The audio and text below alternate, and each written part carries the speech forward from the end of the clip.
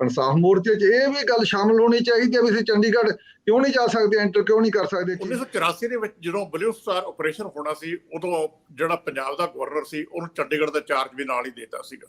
ਜਦੋਂ armed forces special powers act ਲੱਗਿਆ ਪੰਜਾਬ ਔਰ ਚੰਡੀਗੜ੍ਹ ਤੇ, ਗਵਰਨਰ ਨੂੰ ਸਾਰੇ ਅਧਿਕਾਰ ਦੇਤੇ ਚੰਡੀਗੜ੍ਹ ਦੇ ਵੀ। ਉਹ ਅਰੇਂਜਮੈਂਟ ਅੱਜ ਤੱਕ ਚੱਲਿਆ ਆ ਰਿਹਾ। ਮੈਨੂੰ ਕਦੇ ਇਹ ਸਮਝ ਨਹੀਂ ਆਈ ਵੀ ਅੱਜ ਉਸ ਅਰੇਂਜਮੈਂਟ ਦੀ ਕੀ ਲੋੜ ਹੈ। ਹੁਣ ਐਸਐਸਪੀ ਦੀ ਕਿੰਨੀ ਔਕਾਤ ਬਚਦੀ ਹੈ ਜਦੋਂ ਉੱਥੇ ਆਈਜੀ, ਡੀਆਈਜੀ, ਡੀਜੀ ਲਾ ਦੋਗੇ ਤੁਸੀਂ ਜਾ ਕੇ ਉਸ ਪੱਧਰ ਤੇ।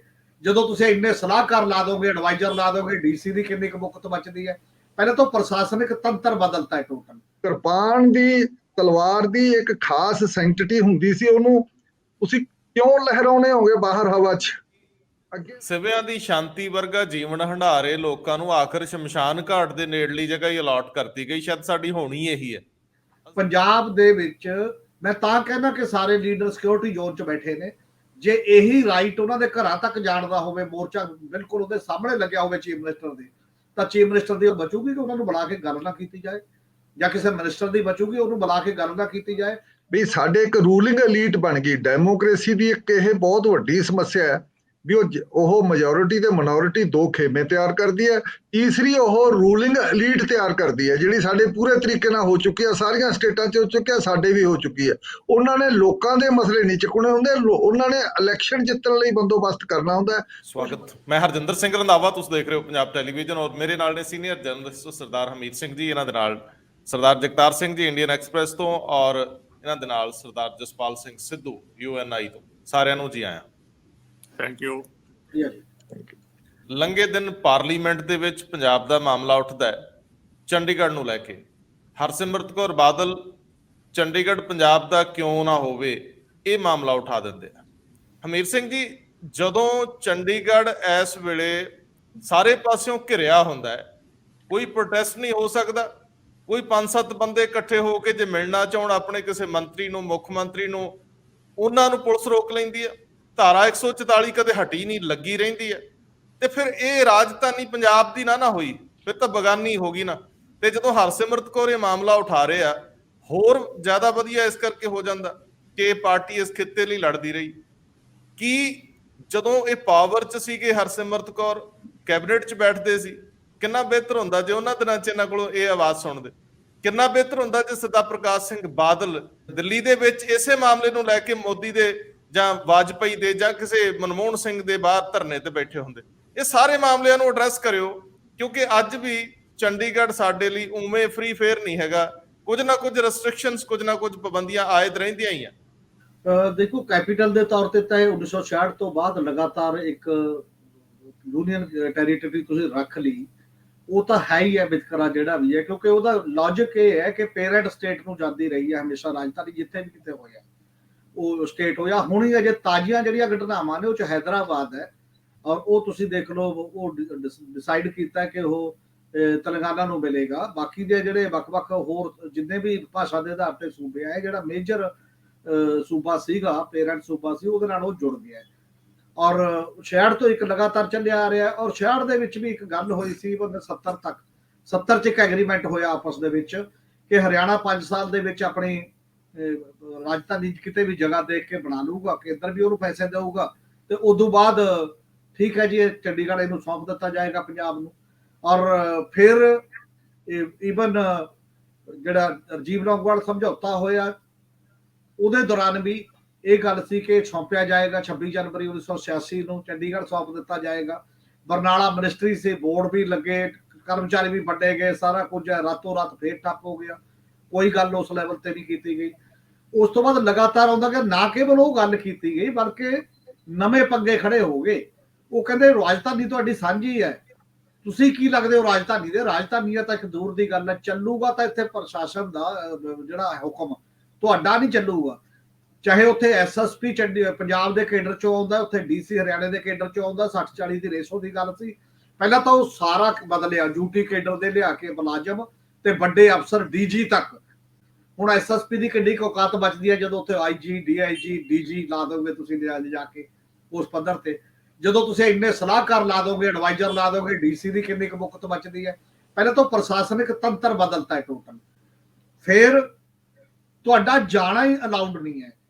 1995 ਤੱਕ 31 ਅਗਸਤ 1995 ਤੱਕ, ਜਦੋਂ ਤੱਕ ਚੀਫ ਮਿਨਿਸਟਰ ਸਰਦਾਰ ਬੇਅੰਤ ਸਿੰਘ ਦਾ ਮਰਡਰ ਨਹੀਂ ਸੀ ਹੋਇਆ, ਉਦੋਂ ਤੱਕ ਲੋਕ ਮੁਜ਼ਾਹਰੇ ਲੈ ਕੇ ਬੜੇ ਆਰਾਮ ਨਾਲ ਆਮ ਲੋਕ ਸਾਡੇ ਸੈਕਟਰੀਏਟ ਤੱਕ ਜਾਂਦੇ ਸੀ ਲੋਕ, ਜਿਹੜਾ ਸਿਵਲ ਸੈਕਟਰੀਏਟ ਬਣਿਆ ਹੋਇਆ।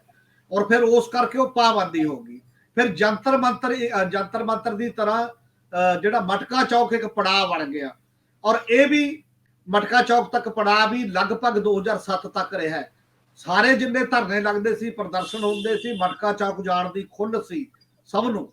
ਤੇ ਇੱਕ ਹੋਟਲ ਬਣਦਾ ਤਾਜ ਪੈਰਲਲ, ਤੇ ਉਹ ਤਾਜ ਇਹ ਕਹਿ ਰਿਹਾ ਕਿ ਮੇਰੇ ਜਿਹੜੇ ਗਾਹਕ ਆਉਂਦੇ ਨੇ, ਜਿਹੜੇ ਇਹਦੇ ਚ ਠਹਿਰਦੇ ਨੇ, ਉਹਨਾਂ ਨੂੰ ਪਰੇਸ਼ਾਨੀ ਆਉਂਦੀ ਹੈ, ਕਿਤੇ ਆਪਾਂ ਇਹਨੂੰ ਹੋਰ ਕਰ ਦਿੰਦੇ ਆ। ਤੇ ਉਸ ਸਮੇਂ ਦਾ ਗਵਰਨਰ ਚੱਕ ਕੇ ਇੱਕ ਐਗਜ਼ੈਕਟਿਵ ਆਰਡਰ ਕੱਢਦਾ, ਸਾਰਾ ਉਹ 25 ਸੈਕਟਰ ਸ਼ਮਸ਼ਾਨ ਘਾਟ ਜਿੱਥੇ ਹੈ ਉੱਥੇ ਇੱਕ ਸਾਈਡ ਤੇ ਜਗ੍ਹਾ ਅਲਾਟ ਕਰ ਦਿੱਤੀ ਜਾਂਦੀ ਹੈ। ਲੋਕ ਰਾਜਧਾਨੀ ਕਾਹਦੇ ਲਈ ਆਉਂਦੇ ਨੇ ਕਿ ਰਾਜਧਾਨੀ ਦੇ ਅਫਸਰ, ਪੋਲੀਟੀਸ਼ੀਅਨ ਤੇ ਬਾਕੀ ਲੋਕ ਦੇਖਣ ਕਿ ਕੋਈ ਲੋਕ ਤਕਲੀਫ ਚ ਆਏ ਨੇ, ਅਸੀਂ ਗੱਲ ਸੁਣਾਉਣਾ ਚਾਹੁੰਦੇ ਆ ਉਹਨਾਂ ਨੂੰ। ਅਜੇ ਵੀ ਜੰਤਰ ਮੰਤਰ ਤੇ ਰੋਕ ਨਹੀਂ ਲੱਗੀ, ਪਰ ਸਾਡੇ ਇੱਕ ਗਵਰਨਰ ਦਾ ਜਿਹੜਾ ਪ੍ਰਸ਼ਾਸਕ ਦਾ ਆਰਡਰ, ਉੱਤੇ ਇੱਕ ਵੀ ਪਾਰਟੀ ਨੇ ਮੋਰਚਾ ਲਾਇਆ ਹੋਵੇ, ਜਨਤਕ ਜਥੇਬੰਦੀਆਂ ਨੇ ਕੋਈ ਗੱਲ ਕੀਤੀ ਹੋਵੇ ਤਾਂ ਉਹ ਚ ਡੈਂਟ ਪਿਆ ਤੇ ਕੇਬਲ ਪਿਆ ਕਿਸਾਨ ਅੰਦੋਲਨ ਦੇ ਦੌਰਾਨ। ਔਰ ਇੱਕ ਬਾਬਾ ਬੈਠਾ ਸੀ ਉੱਥੇ, ਲਗਾਤਾਰ ਲੋਕ ਸ਼ਾਮ ਨੂੰ ਜਾਂਦੇ ਸੀ। ਜਿੰਨਾ ਚਿਰ ਸਵਾ ਸਾਲ ਕਿਸਾਨ ਅੰਦੋਲਨ ਚੱਲਿਆ, ਪ੍ਰਸ਼ਾਸਨ ਦੀ ਜ਼ਰੂਰਤ ਨਹੀਂ ਪਈ ਕਿ ਉੱਥੋਂ ਉਹਨਾਂ ਨੂੰ ਹਟਾ ਦੇ ਕਿ ਤੁਸੀਂ ਨਾ ਕਰੋ ਜਾਏ। ਕੋਸ਼ਿਸ਼ ਹੋਈ ਪਰ ਬਾਰ-ਬਾਰ ਲੋਕ ਰਿਐਕਟ ਕਰਦੇ ਸੀਗੇ। ਤਾਂ ਡੈਮੋਕ੍ਰੈਟਿਕ ਸੈਟਅਪ ਦੇ ਵਿੱਚ ਜਦੋਂ ਸਾਡਾ ਪ੍ਰਸ਼ਾਸਨਿਕ ਤੰਤਰ ਜਿਹੜਾ ਹੈ ਪੰਜਾਬ ਦਾ ਜਾਂ ਪੋਲੀਟੀਸ਼ੀਅਨ, ਉਹ ਕਲੇਮ ਹੀ ਛੱਡ ਦੇਗਾ ਔਰ ਉਹ ਸਗੋਂ ਇਹਨੂੰ ਚੰਗਾ ਸਮਝੂਗਾ। ਚੰਗਾ ਕਿਵੇਂ ਹੈ? ਹੁਣ ਇਹ ਸਾਰੇ ਪ੍ਰਸ਼ਾਸਨ ਲਈ ਤੇ ਸਾਡੇ ਚੁਣੇ ਗਏ ਪੋਲੀਟੀਸ਼ੀਅਨ ਲਈ, ਜਿਹਦੀ ਸਰਕਾਰ ਹੈ, ਇੱਕ ਸਿਕਿਉਰਿਟੀ ਜ਼ੋਨ ਬਣ ਗਿਆ। ਉਹਦੇ ਤੱਕ ਤਾਂ ਜਾਣਾ ਹੀ ਨਹੀਂ ਕਿਸੇ ਨੇ। ਉਹ ਕਹਿੰਦੇ ਦੂਰ ਆਪੀ ਡਿਊਟੀ ਵਾਲੇ ਰੋਕ ਲਿਆ ਕਰਨਗੇ, ਮੈਂ ਆਰਾਮ ਕਰੂੰਗਾ, ਮੈਂ ਲੇਕ ਤੇ ਮੈਂ ਸੈਰਾ ਕਰੂੰਗਾ, ਜਿਹੜਾ ਕਿਸੇ ਨੇ ਧਰਨੇ ਵਾਲੇ ਨੇ ਆਉਣਾ ਆਪੀ ਰੋਕ ਲੈਣਗੇ, ਮੈਂ ਆਪਣੇ ਕੋਠੀ ਦੇ ਬਾਹਰ ਜੋ ਮਰਜ਼ੀ ਕਰੂੰਗਾ। ਮਤਲਬ ਤੁਹਾਡੀ ਜਵਾਬਦੇਹੀ ਹੋਣੀ। ਉਹ ਪੰਜਾਬ ਦੇ ਚੀਫ ਮਿਨਿਸਟਰ ਨੂੰ ਮਿਲਣਾ ਚਾਹੁੰਦੇ ਨੇ ਲੋਕ, ਉਹ ਕਿਸੇ ਮਿਨਿਸਟਰ ਨੂੰ ਮਿਲਣਾ ਚਾਹੁੰਦੇ ਨੇ, ਉਹ ਕਿਸੇ ਚੀਫ ਸੈਕਟਰੀ ਨੂੰ ਮਿਲਣਾ ਚਾਹੁੰਦੇ ਨੇ, ਉਹ ਕਿਸੇ ਹੋਰ ਨੂੰ ਮਿਲਣਾ ਚਾਹੁੰਦੇ ਨੇ। ਇਹ ਜਿਹੜਾ ਗੱਠਜੋੜ ਹੋ ਗਿਆ ਪਿੱਛੇ, ਜਿਹੜਾ ਲੋਕਾਂ ਦੇ ਅਗੇਂਸਟ ਜਾਂਦਾ ਕਾਮਨ ਬੰਦਿਆਂ ਤੇ ਤੁਸੀਂ ਫਿਰ ਕੀ ਕਰਦੇ ਨੇ? ਇਹ ਕਿਉਂ ਦਿੱਤਾ ਹੋਇਆ? ਇਹ ਚ ਰਿਆਇਤ ਕੀ ਦਿੱਤੀ ਹੈ?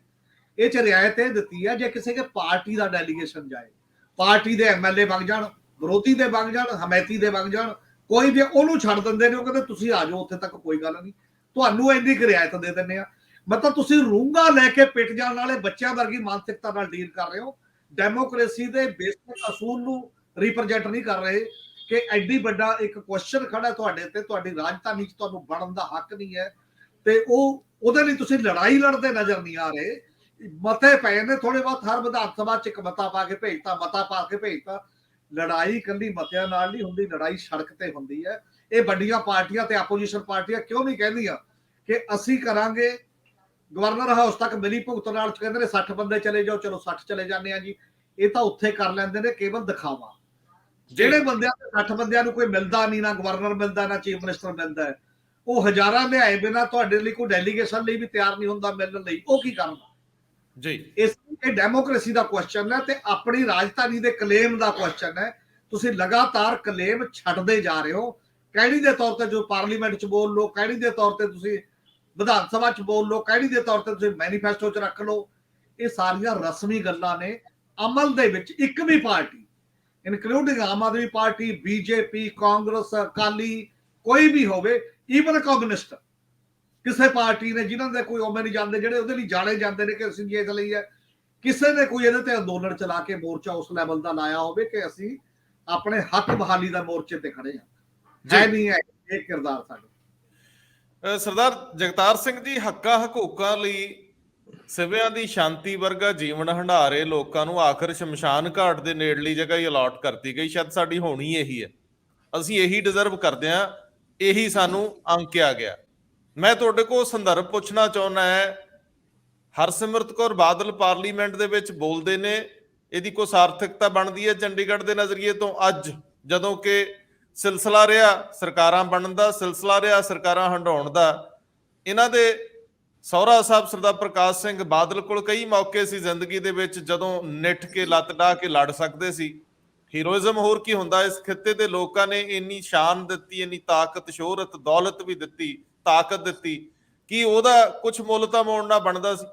ਲੋੜ ਪੈਣ ਮੈਂ- ਤੇ ਇਹ ਲੜਾਈ ਸਮੇਂ ਸਿਰ ਲੜੀ ਹੁੰਦੀ, ਅੱਜ ਭਿੱਖ ਮੰਗਿਆ ਵਾਂਗ ਸਿਰਫ 2 ਲਫ਼ਜ਼ ਤੱਕ ਮਹਿਦੂਦ ਨਾ ਰਹਿਣਾ ਪੈਂਦਾ। ਕੀ ਕਹਿੰਦੇ ਹੋ? ਕਿਸੇ ਵੇਲੇ ਚੰਡੀਗੜ੍ਹ ਵਾਸਤੇ ਮਰਮਤ ਰੱਖੇ ਗਏ ਔਰ ਦਰਸ਼ਨ ਸਿੰਘ ਫੇਰੋਮਾਨ 1969 ਦੇ ਵਿੱਚ ਇਹ ਵਰਤ ਕਰਕੇ 74 ਦਿਨ ਬਾਅਦ ਆਪਣੇ ਪ੍ਰਾਣ ਤਿਆਗ ਗਿਆ ਸੀਗਾ। ਸੰਤ ਫਤਿਹ ਸਿੰਘ ਨੇ 2 ਵਾਰੀ ਵਰਤ ਰੱਖੇ, ਇੱਕ ਵਾਰੀ ਕਿਹਾ ਵੀ ਮੈਂ ਸੜ ਮਰੂ। ਬੜਾ ਕੁਝ ਹੋਇਆ। 1970 ਦੇ ਵਿੱਚ ਜਿਹੜੀ ਅਨਾਉਂਸਮੈਂਟ ਮਿਸੇਜ ਗਾਂਧੀ ਨੇ ਕੀਤੀ ਸੀ, ਜਿਨ੍ਹਾਂ ਦਾ ਜ਼ਿਕਰ ਹਮੀਰ ਹੋਰਾਂ ਨੇ ਕੀਤਾ ਹੈ, ਚੰਡੀਗੜ੍ਹ ਦੀ ਟ੍ਰਾਂਸਫਰ, ਉਹਦੇ ਨਾਲ ਇੱਕ ਕੰਡੀਸ਼ਨ ਲੱਗ ਗਈ ਕਿ ਫਾਜ਼ਿਲਕਾ, ਅਬੋਹਰ ਤੇ ਨਾਲ 108 ਪਿੰਡ ਉਹ ਇਨ ਲਿਊ ਆਫ ਚੰਡੀਗੜ੍ਹ ਹਰਿਆਣੇ ਨੂੰ ਦਿੱਤੇ ਜਾਣਗੇ, ਕਿਉਂਕਿ ਇਹ ਏਰੀਆ ਹਰਿਆਣੇ ਨਾਲ ਲਿੰਗੁਇਸਟਿਕਲੀ ਕੰਟੀਗੂਅਸ ਨਹੀਂ ਸੀਗਾ। ਤੇ ਕਹਿੰਦੇ ਵੀ ਤੁਹਾਨੂੰ 8 ਕਿਲੋਮੀਟਰ ਲੰਬਾ ਤੇ 100 ਮੀਟਰ ਚੌੜਾ ਕਾਰੀਡੋਰ ਇਸ ਏਰੀਏ ਨੂੰ ਹਰਿਆਣੇ ਨਾਲ ਲਿੰਕ ਕਰਨ ਵਾਸਤੇ ਪਿੰਡ ਕੰਦੂ ਖੇੜਾ ਦੇ ਵਿੱਚੋਂ ਦਿਆਂਗੇ। ਇਹ ਦੁਨੀਆ ਦੇ ਵਿੱਚ ਰੰਧਾਵਾ ਜੀ ਕਿਤੇ ਵੀ ਨਹੀਂ ਅੱਜ ਤੱਕ ਕਿ ਕੋਈ ਐਸਾ ਪ੍ਰੋਵੀਜ਼ਨ ਦਿੱਤਾ ਹੋਵੇ ਜਿਹਦੇ ਨਾਲ ਕਿਸੇ ਏਰੀਏ ਨੂੰ ਲਿੰਕ ਕਰਨ ਵਾਸਤੇ ਕਾਰੀਡੋਰ ਦਿੱਤਾ ਹੋਵੇ, ਜਾਂ ਹਿੰਦੁਸਤਾਨ ਦੇ ਵਿੱਚ ਵੀ ਕਿਤੇ ਨਹੀਂ। ਸੋ ਉਹ ਮਸਲਾ ਅੱਗੇ ਚੱਲਿਆ ਹੀ ਨਹੀਂ। ਉਸ ਤੋਂ ਬਾਅਦ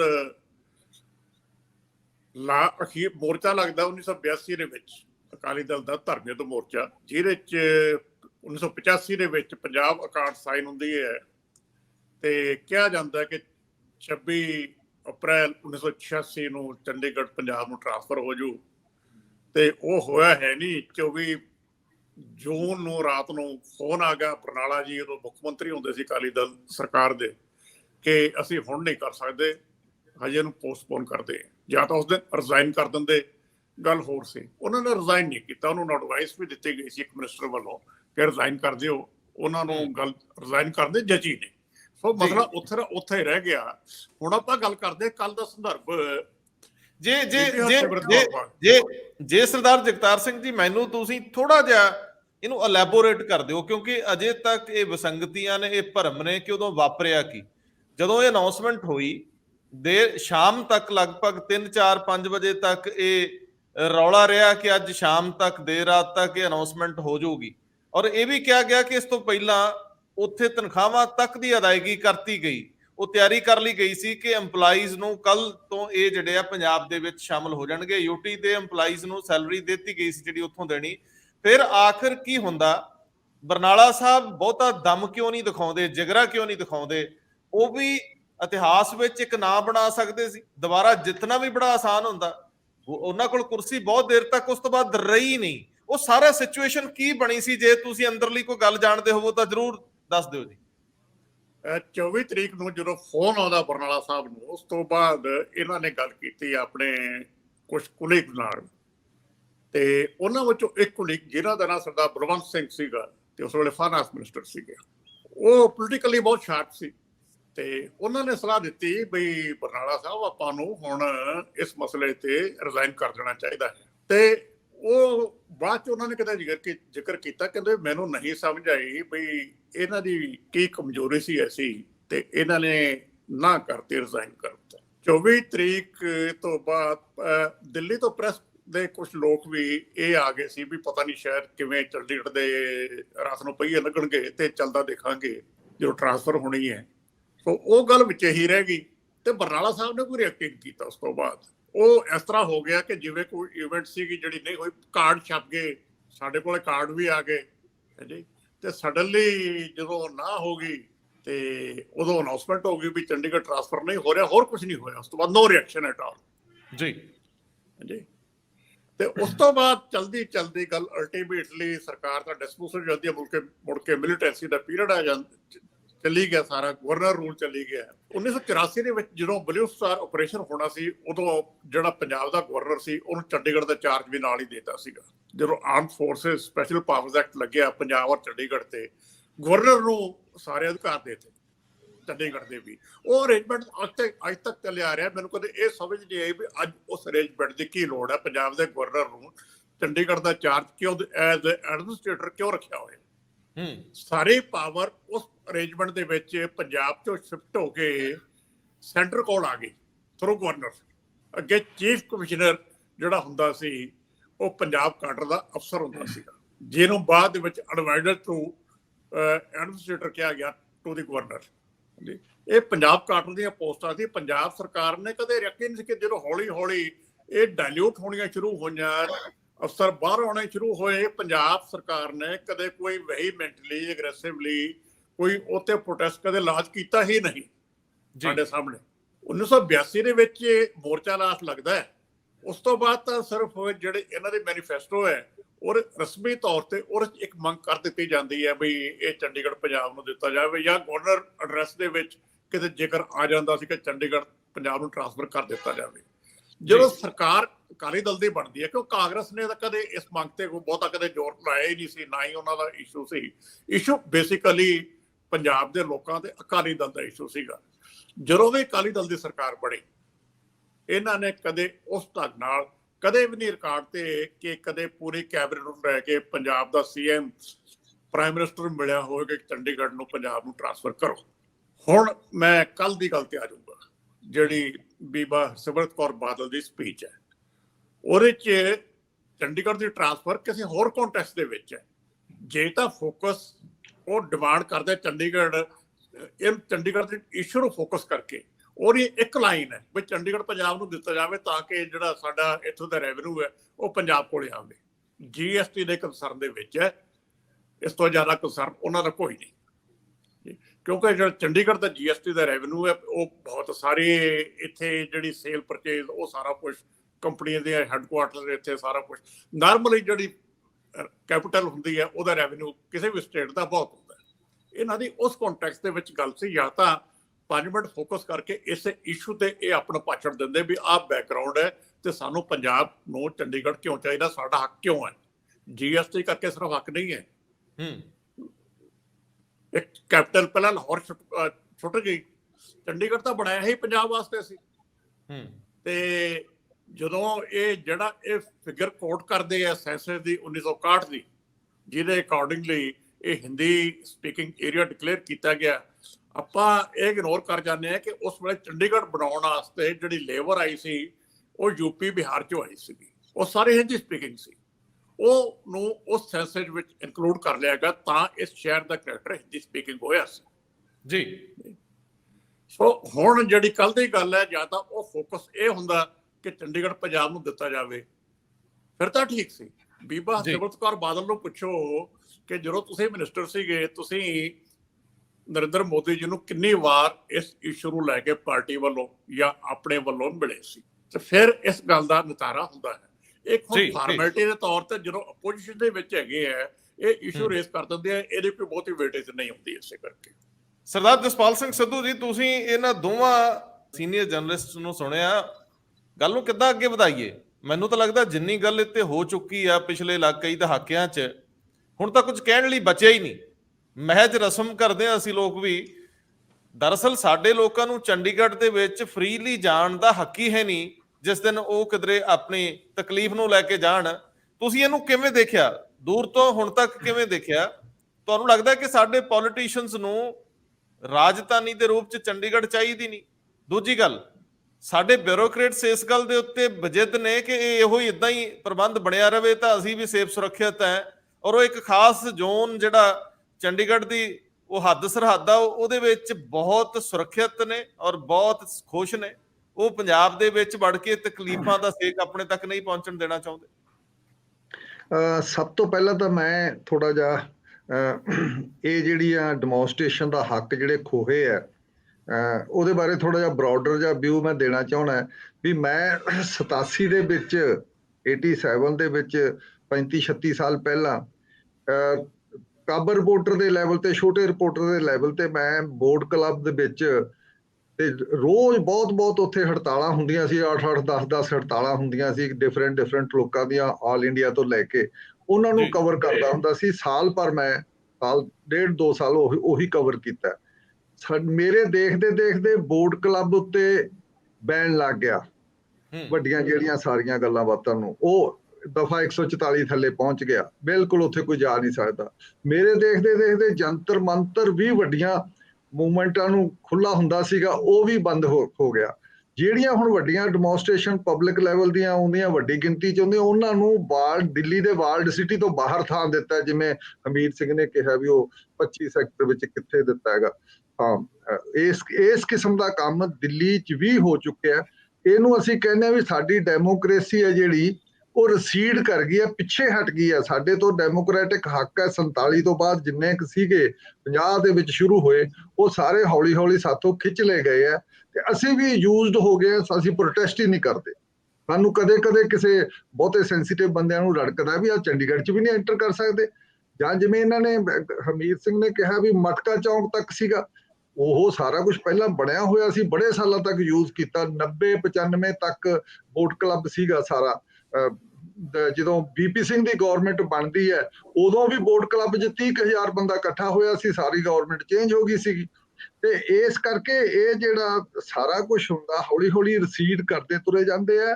ਇਹ ਬਿਲਕੁਲ ਸਕਲੂਡਡ, ਇੱਕ ਆਈਸੋਲੇਟਡ ਹੋ ਕੇ ਇੱਕ ਐਲੀਟ ਆਪਣਾ ਥਾਂ ਬਣਾ ਲੈਂਦੀ ਆ। ਸਿਕਿਉਰਿਟੀ ਜ਼ੋਨ ਬਣਾ ਲਿਆ, ਜਿਵੇਂ ਪਹਿਲਾਂ ਵੀ ਤੁਸੀਂ ਨਾਂ ਲਿਆ ਸਿਕਿਉਰਿਟੀ ਜ਼ੋਨ ਦਾ। ਉਹ ਸਿਕਿਉਰਿਟੀ ਜ਼ੋਨ ਦੇ ਵਿੱਚ ਸਿਕਿਉਰਿਟੀ ਸਾਰੀ ਪੁਲਿਸ ਦੀ, ਜਿਵੇਂ ਅੱਜ ਦਾ ਪੋਲੀਟੀਸ਼ੀਅਨ ਲੋਕਾਂ ਦਾ ਪਾਰਟ ਨਹੀਂ, ਉਹ ਸਿਰਫ ਇਲੈਕਸ਼ਨ ਦੇ ਮੈਕੈਨਿਜ਼ਮ ਵਿੱਚ ਜਦੋਂ ਇਲੈਕਸ਼ਨ ਲੜਨੀ ਹੁੰਦੀ ਹੈ ਉਦੋਂ ਜਾਂਦਾ, ਨਹੀਂ ਤਾਂ ਉਹ ਮਿਲਦਾ ਹੀ ਨਹੀਂ ਬਾਅਦ ਚ, ਜਾਂ ਉਹਨੂੰ ਜਦੋਂ ਜੇ ਪਾਵਰ ਚ ਆ ਗਿਆ ਤਾਂ ਫਿਰ ਬਿਲਕੁਲ ਹੀ ਉਹ ਲੋਕਾਂ ਤੋਂ ਪਾਸੇ ਵੱਖਰਾ ਹੋ ਜਾਂਦਾ ਸਾਰਾ। ਇਹ ਜਿਹੜਾ ਪ੍ਰੋਸੈਸ ਹੈ ਇਕੱਲਾ ਪੰਜਾਬ ਚ ਨਹੀਂ, ਇਹ ਸਾਰੇ ਬਾਹਰ ਵੀ ਹੋ ਗਿਆ ਸਾਰੇ। ਇਸ ਕਰਕੇ ਡੈਮੋਕ੍ਰੇਸੀ ਪਿੱਛੇ ਰਹਿ ਗਈ। ਹੁਣ ਦੂਜੀ ਗੱਲ ਇਹ ਰਹਿ ਗਈ ਵੀ ਸਾਨੂੰ, ਅਸੀਂ ਕਿਉਂ ਨਹੀਂ ਕਦੇ ਕਲੇਮ ਕੀਤਾ, ਜਿਹੜਾ ਦੂਜਾ ਤੁਹਾਡਾ ਸਵਾਲ ਸੀਗਾ, ਅਸੀਂ ਕਲੇਮ ਕੀਤਾ ਵੀ ਮੈਂ 69 ਵਾਲੀ ਗੱਲ ਜਿਹੜੀ ਜਗਤਾਰ ਸਿੰਘ ਹੋਰਾਂ ਨੇ ਕੀਤੀ ਹੈ ਵੀ ਵਰਤ ਰੱਖਿਆ ਸੀ ਚੰਡੀਗੜ੍ਹ ਲਈ, ਉਹ ਸ਼ਹੀਦ ਹੋਏ ਆਪਣੇ ਇਹਨਾਂ ਦਾ ਹਾਂ ਫੇਰੂਮਾਨ, ਉਹ ਫੇਰੂਮਾਨ ਦੇ ਚੰਦਕ ਬੰਦੇ ਜਦੋਂ ਵੀ ਕਿਸੇ ਡੈਮੋਨਸਟ੍ਰੇਸ਼ਨ ਦੇ ਵਿੱਚ ਆ ਕੇ ਫੇਰੂਮਾਨ ਜਿੰਦਾਬਾਦ ਕਹਿੰਦੇ, ਸਾਰਾ ਅਕਾਲੀ ਦਲ ਦੇ ਬੰਦੇ ਉਹਨਾਂ ਨੂੰ ਉਸ ਸਭਾ ਚੋਂ ਕੱਢ ਕੇ ਆਉਂਦੇ, ਕਈਆਂ ਨੂੰ ਮਾਰ ਕੁਟਾਈ ਵੀ ਮੈਂ ਹੁੰਦੀ ਦੇਖੀ ਹੈ ਸਾਰੇ। ਉਹ ਅਕਾਲੀ ਦਲ ਦੇ ਪਬਲਿਕ ਫੰਕਸ਼ਨਾਂ ਦੇ ਵਿੱਚ ਉਹਨਾਂ ਗਰੁੱਪ ਦੀ ਉਹਦੀ ਜਿਹੜੇ ਫੇਰੂਮਾਨ ਦੀ ਗੱਲ ਕਰਦੇ ਸੀ। ਇਹ ਅਕਾਲੀ ਦਲ ਨੇ, ਜੇ ਮੈਂ ਸਹੀ ਸ਼ਬਦ ਇਹਦੇ ਲਈ ਵਰਤਿਆ ਜਾਏ ਤਾਂ ਇਹ ਹੈ, ਇਹਨਾਂ ਨੇ ਪੋਲਿਟਿਕਸ ਆਫ ਕੋਲੈਬੋਰੇਸ਼ਨ ਕੀਤੀ ਹੈ। ਰੀਜਨਲ ਪਾਰਟੀ ਦੀ ਨਹੀਂ, ਮਤਲਬ ਕਿ ਸਾਂਝ ਭਿਆਲੀ ਦੀ ਅੰਦਰੋਂ ਅੰਦਰੀ ਜੁੜ ਕੇ ਉਹ ਪੋਲਿਟਿਕਸ ਚਲਾਈ ਹੈ। ਉਸ ਪੋਲਿਟਿਕਸ ਪਿੱਛੇ ਹੌਲੀ ਹੌਲੀ ਜੋ ਇਹਨਾਂ ਦਾ ਹੱਥੋਂ ਸਿਰਕਦਾ ਗਿਆ, ਨਿਕਲਦਾ ਗਿਆ, ਉਹ ਛੱਡਦੇ ਤੁਰੇ ਗਏ। ਰਾਜ ਇਹਨਾਂ ਨੇ ਪ੍ਰਮੁੱਖ ਰੱਖਿਆ ਵੀ ਅਸੀਂ ਆਪਦਾ ਰਾਜ ਕਿਵੇਂ ਕਰ ਸਕਦੇ ਹਾਂ। ਉਹਦੇ ਲਈ ਜਿਹੜੀ ਗੱਲ ਇੱਥੋਂ ਤੱਕ ਪਹੁੰਚ ਗਈ ਵੀ ਦਿੱਲੀ ਦੇ ਸੂਬੇਦਾਰਾਂ ਤੱਕ ਪਹੁੰਚ ਗਏ ਵੀ ਉਹਨਾਂ ਉੱਥੋਂ ਹੀ ਅਪਾਇੰਟਮੈਂਟ ਹੈ। ਜੇ ਉਹਨਾਂ ਦੀ ਅਨਾਇਤ ਨਜ਼ਰਾਂ ਉਹਨਾਂ ਦੀਆਂ ਚੰਗੀਆਂ ਤੇ ਇਹਨਾਂ ਨੂੰ ਚੀਫ ਮਿਨਿਸਟਰੀ ਮਿਲ ਗਈ ਨਹੀਂ ਰਹੇਗੀ, ਜਿਹਦੇ ਵਿੱਚ ਸਾਰਾ ਇਸ ਲੈਵਲ ਤੇ ਅਸੀਂ ਪਹੁੰਚ ਗਏ ਹਾਂ। ਰੀਜਨਲ ਪਾਰਟੀ ਲੈਵਲ ਤੇ ਬਿਲਕੁਲ ਹੀ ਖਤਮ ਕਰਤਾ ਸਾਰਾ ਕੁਝ। ਜਿਹੜੀਆਂ ਅਸੀਂ ਗੱਲਾਂ ਕਰਦੇ ਹਾਂ ਵੀ ਸਾਡਾ ਚੰਡੀਗੜ੍ਹ ਤੇ ਹੱਕ ਹੋਣਾ ਚਾਹੀਦਾ, ਸਾਡਾ ਚੀਫ ਮਿਨਿਸਟਰ ਦੇ ਆਫਿਸ ਤੱਕ ਘਰ ਤੱਕ ਜਾਣ ਦਾ ਹੱਕ ਚਾਹੀਦਾ, ਇਹਦੇ 'ਚ ਕੋਈ ਸ਼ੱਕ ਨਹੀਂ, ਹੱਕ ਚਾਹੀਦਾ ਉੱਥੋਂ ਤੱਕ, ਪਰ ਨਹੀਂ ਜਾਂਦੇ, ਕਦੇ ਅਸਲਟ ਨਹੀਂ ਕਰਦੇ। ਹੁਣ ਜਿਹੜਾ ਮੋਰਚਾ ਲਾਇਆ ਇਹ ਇਨਸਾਫ ਮੋਰਚੇ 'ਚ ਇਹ ਵੀ ਗੱਲ ਸ਼ਾਮਲ ਹੋਣੀ ਚਾਹੀਦੀ ਹੈ ਵੀ ਅਸੀਂ ਚੰਡੀਗੜ੍ਹ ਕਿਉਂ ਨਹੀਂ ਜਾ ਸਕਦੇ, ਐਂਟਰ ਕਿਉਂ ਨਹੀਂ ਕਰ ਸਕਦੇ ਚੀਫ ਮਿਨਿਸਟਰ, ਜਾਂ ਉੱਥੋਂ ਦਾ ਬਦਲੋ, ਸਾਰਾ ਚੰਡੀਗੜ੍ਹ ਛੱਡ ਦਿਓ ਤੁਸੀਂ, ਸਾਰੇ ਚੀਫ ਮਿਨਿਸਟਰੀਆਂ ਜਿਹੜੀਆਂ ਆਪਦਾ ਕੈਪੀਟਲ ਤੱਕ ਜੇ ਤੁਹਾਡੇ ਤੱਕ ਨਹੀਂ ਅਸੀਂ ਪਹੁੰਚ ਸਕਦੇ, ਬਿਲਕੁਲ ਨਹੀਂ ਕਰਨਗੇ। ਇਹ ਸਭ ਤੋਂ ਸੌਖਾ ਕੰਮ ਹੁੰਦਾ ਹੈ ਵੀ ਤੁਹਾਡੇ ਅਰੈਸਟ ਹੋ ਕੇ ਬੰਦੀਆਂ ਨੂੰ ਛੁਡਾ ਲਓ, ਕਿਉਂਕਿ ਇਹਦੇ ਵਿੱਚ ਕੋਈ ਤੁਹਾਨੂੰ ਵੱਡਾ ਪ੍ਰੋਬਲਮ ਨਹੀਂ ਹੁੰਦੀ। ਉਹਨਾਂ ਨੇ ਫੜਿਆ, ਛੱਡਣੇ ਤਾਂ ਚਾਹੀਦੇ ਆ, ਬੰਦੀ ਸਿੰਘਾਂ ਨੂੰ ਛੁਡਾਓ। ਬੜੇ ਛੋਟੀ ਜੀ ਡਿਮਾਂਡ ਲੈ ਕੇ ਬੈਠੇ ਆ, ਤੇ ਜਿਹੜੀ ਵੱਡੀ ਅਸਲ ਪੋਲੀਟੀਕਲ ਡਿਮਾਂਡ ਹੈ ਉਹ ਕੋਈ ਇਸ ਇਨਸਾਫ ਮੋਰਚੇ ਵਿੱਚ ਐਂਟਰ ਨਹੀਂ ਹਜੇ ਤੱਕ ਕੀਤੀ। ਤੇ ਇਸ ਕਰਕੇ ਐਂ ਲੱਗਦਾ ਵੀ ਇਹ ਕਿਉਂ ਲਾਇਆ ਤੇ ਕਿਵੇਂ ਲਾਇਆ, ਜਿਹਦੇ 'ਚ ਪੰਜਾਬ ਦਾ ਕੋਈ ਪੋਲੀਟੀਕਲ ਡਿਮਾਂਡ ਹੀ ਨਾ ਹੋਵੇ। ਠੀਕ ਹੈ, ਛੱਡਣੇ ਚਾਹੀਦੇ ਆ, ਉਹ ਇੱਕ ਹਿੱਸਾ ਹੈ ਕਿਸੇ ਪੋਲੀਟੀਕਲ ਟੋਟਲ ਡਿਮਾਂਡਸ ਦਾ, ਤੇ ਇਸ ਕਰਕੇ ਇਹ ਵੀ ਆਪਣੇ ਆਪ 'ਚ ਬੜੀ ਹੈਰਾਨੀ ਹੁੰਦੀ ਹੈ। ਦੂਸਰੀ ਗੱਲ ਰਹਿ ਗਈ ਵੀ ਇਹ ਕੇਸ ਦਰਜ ਕੀਤੇ, ਕੱਲ ਕੇਸ ਦਰਜ ਤਾਂ ਇਹਨਾਂ ਦੀ ਇੱਕ ਪੁਰਾਣੀ ਪ੍ਰੈਕਟਿਸ ਹੈ, ਜਿਹਦੇ ਵਿੱਚ ਬਿਨਾਂ ਨਾਂ ਲਏ ਤੋਂ ਵੀ 200 ਬੰਦਿਆਂ ਦੇ ਵਿਰੁੱਧ ਹੈ, ਫਿਰ ਹੌਲੀ ਹੌਲੀ ਉਹਦੇ 'ਚ ਫਿੱਟ ਕਰਦੀ ਰਹਿਣੇ ਪੁਲਿਸ ਨੇ ਨਾਂ, ਤੇ 307 ਤੋਂ ਲੈ ਕੇ ਸਾਰੀਆਂ ਜਿੰਨੀਆਂ ਮਿਲਦੀਆਂ ਧਾਰਾ, ਉਹ ਜਿਹਦੇ ਜਿੱਤੇ ਜਿੰਨੀ ਕਿਸੇ ਦੇ ਗੱਲ 'ਚ ਜਿੰਨੀ ਕੁ ਫੰਦੀ ਫਿੱਟ ਆਈ ਉੱਥੇ ਕੋਨੀ ਕੁ ਫਸਾ ਦਿੰਦੇ ਆ। ਇਹ ਸਾਰਾ ਕੁਛ ਜਿਹੜਾ ਪ੍ਰੈਕਟਿਸ ਹੈ, ਇਹ ਸਾਰਾ ਮੋਸਟ ਅਨਡੈਮੋਕ੍ਰੈਟਿਕ ਹੈ। ਇਸ ਕਰਕੇ ਸਾਰਾ ਜਿਹੜਾ ਇਹ ਲੱਬੋ ਲਵਾਬ ਵਿੱਚ ਹੋ ਰਿਹਾ, ਕੱਲ ਦਾ ਦੇਖਿਆ, ਪਰਸੋਂ ਦੇਖਿਆ, ਇਹ ਸਾਰਾ ਕੁਝ ਹੋ ਰਿਹਾ ਜਿਹੜਾ। ਬਾਕੀ ਇੱਕ ਗੱਲ ਮੈਂ ਜ਼ਰੂਰ ਕਹੂੰ, ਕਿਰਪਾਨ ਦੀ, ਤਲਵਾਰ ਦੀ ਇੱਕ ਖਾਸ ਸੈਂਕਟਿਟੀ ਹੁੰਦੀ ਸੀ, ਉਹਨੂੰ ਤੁਸੀਂ ਕਿਉਂ ਲਹਿਰਾਉਣੇ ਹੋਗੇ ਬਾਹਰ ਹਵਾ 'ਚ? ਅੱਗੇ ਹੁੰਦਾ ਸੀ ਅਸੀਂ ਤਾਂ ਜਿਉਂ ਸਾਰੀ ਉਮਰ 'ਚ ਜਿਹੜਾ ਸਾਡੀ ਦਾ ਕਲਚਰਲ ਪੰਜਾਬ ਦੇ ਕਲਚਰ 'ਚ ਇਹ ਹੁੰਦਾ ਸੀ, ਕਿਰਪਾਨ ਕੱਢਣ ਦਾ ਮਤਲਬ ਕਿਹਾ ਜਾਂਦਾ ਸੀ ਕਿਰਪਾਨ ਖੂਨ ਮੰਗਦੀ ਆ, ਲਹੂ ਮੰਗਦੀ ਆ। ਫਿਰ ਇਹਨੂੰ ਕੱਢਣ ਨਹੀਂ ਸੀ ਦਿੰਦੇ ਬੱਚਿਆਂ ਨੂੰ, ਕਿਸੇ ਨੂੰ ਵੀ ਉਹਦਾ ਮਿਆਨ ਚੋਂ ਨਹੀਂ ਕੱਢਣ ਦੇ, ਇਹ ਬਿਨਾਂ ਮਤਲਬ ਤੋਂ। ਇਸ ਕਰਕੇ ਹਥਿਆਰਾਂ ਦੀ ਸੈਂਕਟਿਟੀ ਵੀ ਹੁੰਦੀ ਸੀ। ਸਾਰੀ ਗੱਲ ਦੇ ਕਲਚਰ ਦੇ ਐਂਟੀ ਕਲਚਰ ਗੱਲਾਂ ਹੋ ਰਹੀਆਂ। ਕੌਣ ਬੰਦੇ ਆ, ਕਿਹੜੇ ਬੰਦੇ ਆ ਇਹ, ਕਿਹੜੇ ਬੰਦੇ ਕਿਉਂ ਕੀਤੇ ਜਾਂਦੇ, ਕਿਉਂ ਇਹਨਾਂ ਤੋਂ ਇਹ ਬਹੁਤ ਵੱਡੇ ਵੱਡੇ ਗਰਮ ਨਾਅਰੇ ਲਵਾਏ ਜਾਂਦੇ ਆ, ਜਾਂ ਕਿਹੜਾ ਗਰੁੱਪ ਹੈ ਜੇ ਛੋਟੇ ਛੋਟੇ ਵੀ ਲਾਏ ਜਾਂਦੇ ਆ, ਜਿਹੜੇ ਕਿ ਟੋਟਲ ਪੰਜਾਬ ਦੀਆਂ ਮੰਗਾਂ ਉੱਤੇ ਕਿਸੇ ਕਿਸਮ ਦੀ ਸਹਿਮਤੀ ਨਹੀਂ ਹੋਣ ਦਿੰਦੇ, ਜਾਂ ਕਿਸੇ ਕਿਸਮ ਦਾ ਯੂਨਾਈਟਿਡ ਫਰੰਟ ਬਣ ਨਹੀਂ ਦਿੰਦੇ। ਤੇ ਇਹ ਵੀ ਸਾਡੇ ਸੋਚਣ ਦੀ ਗੱਲ ਹੈ। ਕਈ ਕਿਹੜੇ ਇਹ ਖਾੜਕੂ ਵੇਲਿਆਂ ਦੇ ਕੁਝ ਕੈਟ ਕਿੱਥੇ ਗਏ ਉਹ ਜਿਹੜੇ ਪਹਿਲਾਂ ਸੀਗੇ, ਤੇ ਕਿਸ ਲੈਵਲ ਤੇ ਹੀ ਜਿਹੜੇ ਅਸੀਂ ਸਾਡੇ ਪੋਲੀਟੀਕਲ ਕੈਟ ਵੀ ਸੀ, ਜਿਹੜਾ ਤੁਸੀਂ ਉਹਦੀ ਜਿਹੜੇ ਓਪਨ ਸੀਕ੍ਰੇਟ ਕਿਤਾਬ ਪੜ੍ਹ ਲਓ, ਉਹਦੇ ਚ ਕਿੰਨੇ ਹੀ ਪੋਲੀਟੀਕਲ ਕੈਟ ਹੈ ਤੇ ਕੁਝ ਦੂਸਰੇ ਕੈਟ ਹੈ, ਉਹ ਸਾਰੇ ਕਿੱਥੇ ਆ? ਕਿ ਉਹ ਸਾਰੇ ਇੱਥੇ ਪੰਜਾਬ 'ਚ ਬੈਠੇ ਆ, ਗਰਮ ਗੱਲਾਂ ਕਰਦੇ ਆ। ਇਹ ਸਾਰਾ ਕੁਝ ਦੇਖ ਕੇ ਸਾਡਾ ਪਾਸੇ ਕਰਨਾ ਪਊ, ਉਹਦੇ ਵਿੱਚੋਂ ਨਿਖਾਰਨਾ ਪਊਗਾ, ਤਾਂ ਸਾਡੀ ਪੰਜਾਬ ਦੀ ਪੋਲਿਟਿਕਸ ਹੈ, ਸਿੱਖ ਪੋਲਿਟਿਕਸ ਹੈ, ਸਿੱਧੀ ਹੋ ਸਕੂਗੀ। ਅਸੀਂ ਫਿਰ ਪੰਜਾਬ ਲਈ, ਰਾਜਧਾਨੀ ਲਈ ਵੀ ਲੜ ਸਕਦੇ ਆ, ਪੰਜਾਬ ਦੀਆਂ ਹੋਰ ਮੰਗਾਂ ਲਈ ਵੀ ਲੜ ਸਕਦੇ ਆ। ਇਹ ਜਿਹੜਾ ਖਾਸ ਕਿਸਮ ਦਾ ਜਿਹੜਾ ਹੈ ਇਹ ਰੋਲ ਘਚੋਲਾ ਜਿਹਾ ਪਾਇਆ ਜਾਂਦਾ, ਇਹਦੇ ਵਿੱਚ ਬੈਨੀਫਿਟਡ ਹੈ ਕੋਈ ਵੱਡੀ ਤਾਕਤ, ਬੈਨੀਫਿਟਡ ਹੈ ਜਿਹੜਾ ਕਿ ਚਾਹੁੰਦੀ ਹੈ ਵੀ ਇਹ ਹਿੱਸਾ ਪੰਜਾਬ ਹੈ ਜਿਹੜਾ ਬੋਇਲਿੰਗ ਹੀ ਰਹੇ, ਉਬਲਦਾ ਹੀ ਰਹੇ, ਪਰ ਇਹਦੇ ਚ ਪੋਲੀਟੀਕਲ ਕੋਈ ਸੇਧ ਨਾ ਬਣੇ, ਤਾਂ ਕਿ ਇੱਥੇ ਕੋਈ ਰੀਜਨਲ ਆਊਟਪੁੱਟ ਜਾਂ ਕੋਈ ਫੈਡਰਲ ਢਾਂਚੇ ਦਾ ਕੋਈ ਗੱਲਬਾਤ, ਉਹਦੇ ਲਈ ਕੋਈ ਮੰਗ ਮੁੜ ਕੇ ਦੁਬਾਰਾ ਖੜੀ ਹੋ ਜਾਵੇ। ਇਸ ਕਰਕੇ ਸਾਰਾ ਕੁਝ ਹੀ ਸਾਡੇ 4 ਦਹਾਕਿਆਂ ਤੋਂ ਇਹ ਸਾਰਾ ਇਸੇ ਕਿਸਮ ਦਾ ਕਨਫਿਊਜ਼ਨ ਵਿੱਚ ਤੁਰਿਆ ਆ ਰਿਹਾ। ਉਹਦੇ ਵਿੱਚ ਕੋਈ ਵੀ ਗੱਲ ਸਾਡੇ ਸਿੱਧੀ ਨਹੀਂ ਪੈਂਦੀ, ਕਿਉਂਕਿ ਆ ਛੋਟੀ ਜੀ ਗੱਲ ਕਰਕੇ ਸਾਡੀ ਕਾਫੀ ਤਾਕਤ ਖਾਰਜ ਹੋ ਸਕਦੀ ਹੈ, ਹੋ ਜਾਂਦੀ ਹੈ, ਹੋ ਵੀ ਜਾਵੇਗੀ। ਸਰਦਾਰ ਹਮੀਰ ਸਿੰਘ ਜੀ, ਇਹ ਕਾਫੀ ਸਾਰੇ ਨੁਕਤੇ ਜਸਪਾਲ ਸਿੰਘ ਸਿੱਧੂ ਜੀ ਨੇ ਉਠਾਤੇ ਨੇ। ਅਸੀਂ ਇਸ ਮੋਰਚੇ ਨੂੰ ਜੇਕਰ ਇਸ ਨਜ਼ਰੀਏ ਨਾਲ ਦੇਖੀਏ ਕਿ FIRs ਹੋਈਆਂ, ਤੁਸੀਂ ਅੱਜ ਜਾ ਕੇ ਵੀ ਆਏ ਹੋ, ਤੁਸੀਂ ਉੱਥੇ ਥੋੜਾ ਸਮਾਂ ਬਿਤਾ ਕੇ ਆਏ ਹੋ, ਸਿਚੁਏਸ਼ਨ ਕੀ ਹੈ? 2 ਤਰ੍ਹਾਂ ਦੀ ਪੁਲਿਸ, ਚੰਡੀਗੜ੍ਹ ਦੀ ਔਰ ਪੰਜਾਬ ਦੀ, ਪਰਚੇ ਦਰਜ ਕਰ ਚੁੱਕੀ ਹੈ, ਨਾਂ ਨਾਲ ਵੀ ਤੇ ਬਨਾਮੀ ਨਾਮ ਵੀ। ਬਹੁਤ ਸਾਰੀ ਅਜੀਬੋ-ਗਰੀਬ ਨਕਲੋ ਹਰਕਤ ਵੀ ਦੇਖੀ ਜਾਂਦੀ ਹੈ। ਹੁਣ ਇਹ ਸਾਰੇ ਜਿੰਨੇ ਵੀ ਘਟਨਾਕ੍ਰਮ ਨੇ, ਇਹਨਾਂ ਨੂੰ ਜ਼ੁਬਾਨ ਕੀ ਦਈਏ? ਸਭ ਤੋਂ ਪਹਿਲੀ ਗੱਲ ਤਾਂ ਮੈਨੂੰ ਇਹ ਲੱਗਦਾ ਜਿਹੜਾ ਫੰਡਾਮੈਂਟਲ ਕੁਐਸਚਨ ਹੈ ਉਹ ਹੈ ਡੈਮੋਕ੍ਰੈਟਿਕ ਐਟੀਟਿਊਡ ਦਾ, ਵਿਵਹਾਰ ਦਾ, ਜੀਵਨ ਜਾਂਚ ਦਾ। ਅਸੀਂ ਡੈਮੋਕ੍ਰੇਸੀ ਲੜ ਕੇ ਲਈ ਹੋ ਨਹੀਂ, ਐਕਚੁਅਲੀ ਸਾਨੂੰ ਤਾਂ ਖਰਾਬ 'ਚ ਮਿਲ ਗਈ, ਜਿੰਨੀ ਕੁ ਮਿਲ ਗਈ, ਤੇ ਉਹਦੇ ਲਈ ਸਾਨੂੰ ਨਾ ਅਹਿਸਾਸ ਹੈ ਉਹਨਾਂ ਗੱਲਾਂ ਦਾ ਕਿ ਜਮਹੂਰੀਅਤ ਕੀ ਹੁੰਦੀ ਹੈ, ਜਵਾਬਦੇਹੀ ਕੀ ਹੁੰਦੀ ਹੈ, ਪਾਰਦਰਸ਼ਤਾ ਕੀ ਹੁੰਦੀ ਹੈ, ਕਿਵੇਂ ਲੋਕਾਂ ਪ੍ਰਤੀ ਅਕਾਊਂਟੇਬਲ ਰਹਿਣਾ। ਪਹਿਲੀ ਗੱਲ ਇਹ ਹੈ ਕਿ 1.25 ਮਹੀਨੇ ਤੋਂ ਜ਼ਿਆਦਾ ਇਸ ਮੋਰਚੇ ਨੂੰ ਹੋ ਗਿਆ, ਔਰ ਜਿਹੜਾ ਜੀਰੇ ਵਾਲਾ ਮੋਰਚਾ ਹੈ ਉਹਨੂੰ ਤੁਸੀਂ ਦੇਖ ਲਓ 6 ਮਹੀਨੇ ਤੋਂ ਜ਼ਿਆਦਾ ਹੋ ਗਏ, ਜਿਹੜਾ ਬਾਈਬਲ ਲੱਗਿਆ ਹੋਇਆ ਹੈ ਉਹਨੂੰ ਸਾਲ ਤੋਂ ਜ਼ਿਆਦਾ ਹੋ ਗਿਆ। ਲਗਾਤਾਰ ਸਰਕਾਰਾਂ ਕੀ ਕਰਦੀਆਂ ਨੇ, ਕਿਤੇ ਨੈਗੋਸ਼ੀਏਟਿੰਗ ਟੇਬਲ ਤੇ ਵੀ ਨਹੀਂ ਆ ਰਹੀਆਂ, ਕਿਤੇ ਬੈਠ ਕੇ ਗੱਲਬਾਤ ਕਰਦੀਆਂ ਦੇਖੀਆਂ ਗਈਆਂ ਨੇ, ਔਰ ਕਿਤੇ ਵੀ ਗੱਲਬਾਤ ਦਾ ਇੱਕ ਰੌ ਨਹੀਂ ਹੈ ਸਰਕਾਰੀ ਤੰਤਰ ਦੇ ਵਿੱਚ। ਉਹ ਕਹਿੰਦੇ ਨੇ ਜਾਂ ਥੱਕ ਕੇ ਜਾਓ ਜਾਂ ਫਰਸਟ੍ਰੇਟ ਹੋ ਕੇ ਇਹ ਡਾਇਵਰਟ ਹੋ ਜਾਣ ਮੋਰਚੇ, ਕਿਤੇ ਹਿੰਸਕ ਰੂਪ ਲੈ ਜਾਣ, ਕਿਤੇ ਵੀ ਆਪੀ ਸਬਰ ਟੁੱਟ ਜਾਊਗਾ, ਕਿੰਨਾ ਕੁ ਚਿਰ ਲੋਕ ਬੈਠੇ ਰਹਿਣਗੇ, ਥੱਕ ਜਾਣਗੇ, ਤੇ ਉਸੇ ਤਰੀਕੇ ਦੇ ਨਾਲ ਮਤਲਬ ਡੀਲ ਕਰਨ ਦਾ ਤਰੀਕਾ। ਪੰਜਾਬ ਦੇ ਵਿੱਚ ਮੈਂ ਤਾਂ ਕਹਿੰਦਾ ਕਿ ਸਾਰੇ ਲੀਡਰ ਸਿਕਿਉਰਿਟੀ ਜ਼ੋਨ 'ਚ ਬੈਠੇ ਨੇ। ਜੇ ਇਹੀ ਰਾਈਟ ਉਹਨਾਂ ਦੇ ਘਰਾਂ ਤੱਕ ਜਾਣਦਾ ਹੋਵੇ, ਮੋਰਚਾ ਬਿਲਕੁਲ ਉਹਦੇ ਸਾਹਮਣੇ ਲੱਗਿਆ ਹੋਵੇ ਚੀਫ ਮਿਨਿਸਟਰ ਦੇ, ਤਾਂ ਚੀਫ ਮਿਨਿਸਟਰ ਦੀ ਵਕਤ ਬਚੂਗੀ ਕਿ ਉਹਨਾਂ ਨੂੰ ਬੁਲਾ ਕੇ ਗੱਲ ਨਾ ਕੀਤੀ ਜਾਏ, ਜਾਂ ਕਿਸੇ ਮਿਨਿਸਟਰ ਦੀ ਬਚੂਗੀ ਉਹਨੂੰ ਬੁਲਾ ਕੇ ਗੱਲ ਨਾ ਕੀਤੀ ਜਾਏ, ਕਿਉਂਕਿ ਉੱਥੇ ਬੈਠੇ ਨੇ, ਉੱਥੋਂ ਚੌਪਰ ਚੁੱਟਦੇ ਨੇ, ਇਹਨਾਂ ਦੇ ਉੱਪਰ ਦੀ ਲੰਘ ਜਾਂਦੇ ਨੇ ਜਿੰਨੇ ਵੀ ਮੋਰਚੇ ਨੇ, ਤੇ ਇਸ ਲਈ ਗੱਲ ਕਰਨ ਦਾ ਵੀ ਕੋਈ ਤੰਤ ਨਹੀਂ। ਹਜੇ ਤੱਕ ਕੋਈ ਮਿਨਿਸਟਰ ਗਿਆ ਹੋਵੇ, 2 ਮਿਨਿਸਟਰ ਬੈਠੇ ਹੋਣ, ਕਿਤੇ ਗੱਲ ਕੀਤੀ ਹੋਵੇ। ਇੱਕ ਤਾਂ ਇਹ ਅਡਾਮੈਂਟ ਰਵੱਈਆ ਹੈ ਜਿਹੜਾ, ਜਿਸ ਲੈਵਲ ਦਾ ਨਰਿੰਦਰ ਮੋਦੀ ਉੱਥੇ ਅਕੇਲਾ ਸਭ ਤੋਂ ਭਾਰੀ ਹੈ ਨਾ, ਇੱਥੇ ਵੀ ਭਗਵੰਤ ਮਾਨ ਅਕੇਲਾ ਸਭ ਤੋਂ ਭਾਰੀ ਵਾਲਾ ਐਟੀਟਿਊਡ ਜਿਹੜਾ ਹੈ ਸਾਰਿਆਂ ਦਾ ਉਸੇ ਪਾਸੇ ਵੱਲ ਜਾ ਰਿਹਾ ਹੈ ਕਿ ਮੈਂ ਚੁਣਿਆ ਹੋਇਆ, ਇਹ ਕੌਣ ਨੇ ਜੀ ਆਪੋਜੀਸ਼ਨ। ਇੱਥੇ ਵੀ ਸਾਡੇ ਵੀ ਇਹੀ ਵਰਤਾਵ ਚੱਲ ਰਿਹਾ। ਸਾਡੇ ਕਹਿੰਦੇ ਨੇ ਆਪੋਜੀਸ਼ਨ ਕੀ ਹੈ ਜੀ, ਇਹ ਤਾਂ ਖੂਜੇ ਲਾਤੇ, ਇਹਨਾਂ ਦੇ ਤਾਂ 3 ਨੇ, ਉਹਦੇ 2 ਨੇ, ਇਹਦੇ 4 ਨੇ, ਇੱਕ ਵੀ ਨਾ ਹੋਵੇ। ਲੋਕਾਂ ਨੇ ਵੋਟਾਂ ਪਾਈਆਂ ਨੇ ਇਕੱਠੀਆਂ ਕਰਕੇ ਬਥੇਰੇ, 40% ਹੋਣਗੇ, 30 ਹੋਣਗੇ, 20 ਹੋਣਗੇ, 10 ਹੋਣਗੇ, ਤਾਂ ਤੁਸੀਂ ਮਿਨੋਰਟੀ ਚੋਂ ਹਮੇਸ਼ਾ ਇਹ ਸਟੇਟ। ਕੱਲ ਨੂੰ ਫਿਰ ਜੇ ਗਵਰਨਮੈਂਟ ਆਫ ਇੰਡੀਆ ਦੇ ਵਿੱਚ ਕੋਈ ਵੀ ਕਹਿੰਦਾ ਮਿਨੋਰਟੀ ਤੋਂ ਕੀ ਲੈਣਾ, ਵੋਟਾਂ ਤਾਂ ਹੈ ਨਹੀਂ, ਤਾਂ ਉਹ ਐਟੀਟਿਊਡ ਰਹੇ। ਜਾਂ ਜਦੋਂ ਕਾਨਸਟੀਟਿਊਸ਼ਨ ਕਹਿੰਦਾ, ਜਦੋਂ ਡੈਮੋਕ੍ਰੇਸੀ ਕਹਿੰਦੀ ਹੈ, ਡੈਮੋਕ੍ਰੇਸੀ ਦਾ ਐਟੀਟਿਊਡ ਇਹ ਹੁੰਦਾ ਕਿ ਇੱਕ ਬੰਦਾ ਵੀ ਡਿਫਰ ਕਰਦਾ, ਉਹਦੀ ਆਵਾਜ਼ ਜ਼ਿਆਦਾ ਸੀਰੀਅਸਲੀ ਸੁਣੀ ਜਾਣੀ ਚਾਹੀਦੀ ਹੈ। ਇਸ ਕਰਕੇ ਇੱਕ ਤਾਂ ਇਹ ਮੋਰਚਿਆਂ ਦਾ ਕੁਐਸਚਨ ਉਸ ਪਾਸੇ ਤੋਂ ਇਹਨੂੰ ਬੈਟਰ ਬਣਾਉਣ ਦਾ ਕੁਐਸਚਨ ਨਹੀਂ ਹੈ। ਦੂਜਾ ਇਹ ਮੋਰਚਾ ਜਿਹੜੇ ਹੁਣ ਲੱਗੇ ਹੋਏ ਜਿਹੜੇ ਸਾਡੇ ਸਾਹਮਣੇ ਨੇ ਕਿਹਾ ਮਿਨੀਮਮ ਮੰਗਾ ਤੇ 4 ਤੇ ਲੱਗਿਆ ਫਲਾਣੇ ਤੇ ਲੱਗਿਆ, ਇਹ ਮੋਰਚੇ ਹੁਣ ਜਿਹੜੇ ਚੱਲ ਰਹੇ ਨੇ ਇਹ ਕੋਈ ਬੜੀ ਲੀਡਰਸ਼ਿਪ ਹੇਠ ਨਹੀਂ ਚੱਲ ਰਿਹਾ। ਕੋਈ ਵੀ ਮੋਰਚਾ ਜੀਰੇ ਵਾਲਾ ਵੀ ਸਧਾਰਨ ਬੰਦਿਆਂ ਦੀ ਅਗਵਾਈ 'ਚ ਚੱਲ ਰਿਹਾ, ਬਾਈਬਲ ਵਾਲਾ ਵੀ ਪੀੜਤ ਪਰਿਵਾਰ ਦੀ ਅਗਵਾਈ 'ਚ ਚੱਲ ਰਿਹਾ। ਇਹ ਮੋਰਚਾ ਵੀ ਕੁਝ ਲੋਕਾਂ ਨੂੰ ਅਜੇ ਤੱਕ ਪਤਾ ਹੀ ਨਹੀਂ ਲੀਡਰ ਕੌਣ ਹੈ। ਮਤਲਬ ਗੁਰਚਰਨ ਸਿੰਘ ਤੋਂ ਬਿਨਾਂ ਜਿਹੜੇ ਉਹਦੇ ਹਵਾਰੇ ਦੇ ਧਰਮ ਪਿਤਾ ਕਹੇ ਜਾਂਦੇ ਨੇ ਉਹਦੇ ਤੋਂ ਬਿਨਾਂ ਜਾਂ 2-4 ਨਾਮ ਹੋਰ ਲਏ ਜਾਂਦੇ ਨੇ, ਬਸ ਐ ਨਹੀਂ ਅਜੇ ਤੱਕ ਸਥਾਪਿਤ ਕੋਈ ਲੀਡਰਸ਼ਿਪ ਹੈ ਜਾਂ ਬਾਕੀ ਹੈ। ਜਿਹੜੇ ਹੈਗੀ ਤੇ ਦੂਜੀ ਧਿਰ ਜਿਵੇਂ ਸ਼੍ਰੋਮਣੀ ਗੁਰਦੁਆਰਾ ਪ੍ਰਬੰਧਕ ਕਮੇਟੀ ਇਲੈਕਟਡ ਧਿਰ ਹੈ, ਵੱਡੀ ਧਿਰ ਹੈ, ਕੋਈ ਐ ਨਹੀਂ ਹੈ ਕਿ ਇਹਨਾਂ ਅਜੇ ਛੋਟੀ ਧਿਰ ਹੈ।